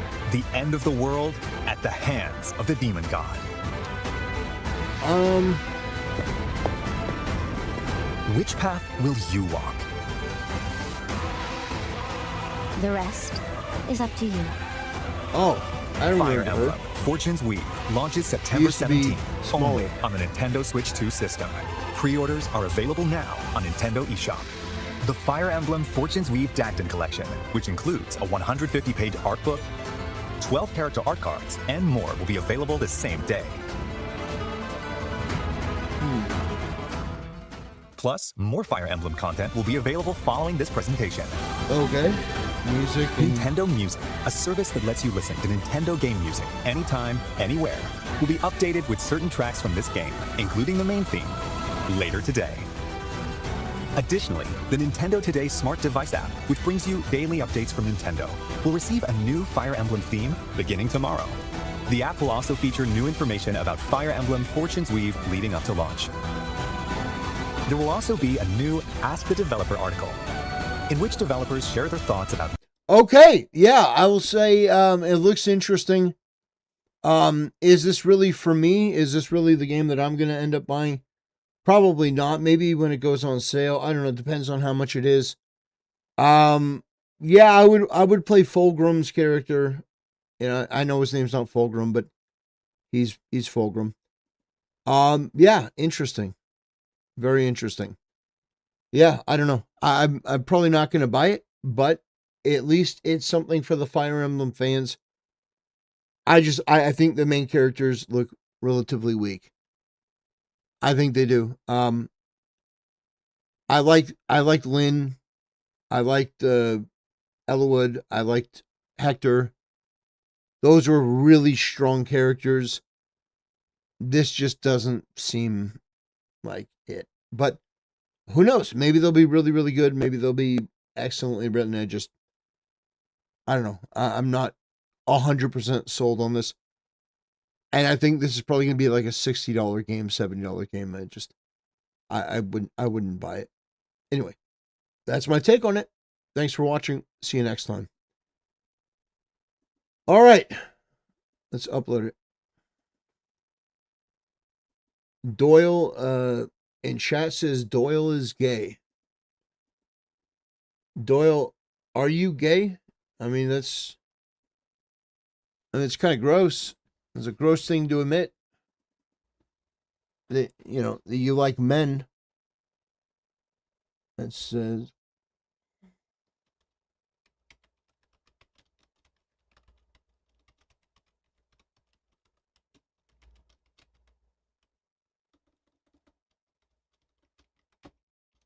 Emblem.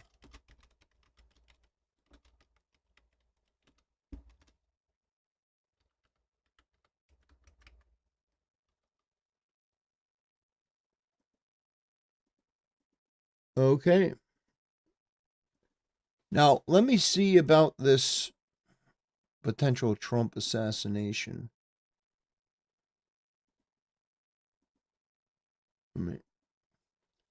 I don't believe you, Doyle. I think you're gay. I think you like men.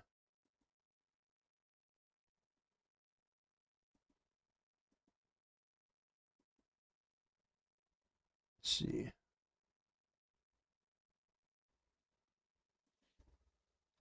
Let me see.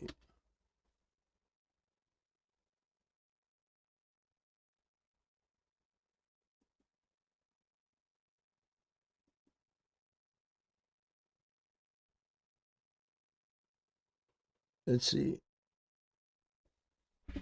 Nintendo. All right. An armed suspect identified as Janine John Tael, 38, was arrested at Trump National Golf Course after allegedly monitoring security preparations ahead of Trump's visit. Police said they later recovered an illegally modified AR-style rifle. Okay, let's look at this guy, John.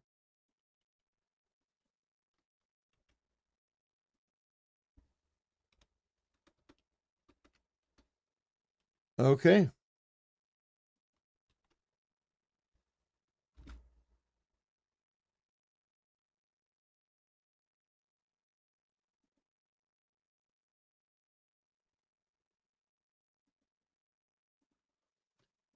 Okay.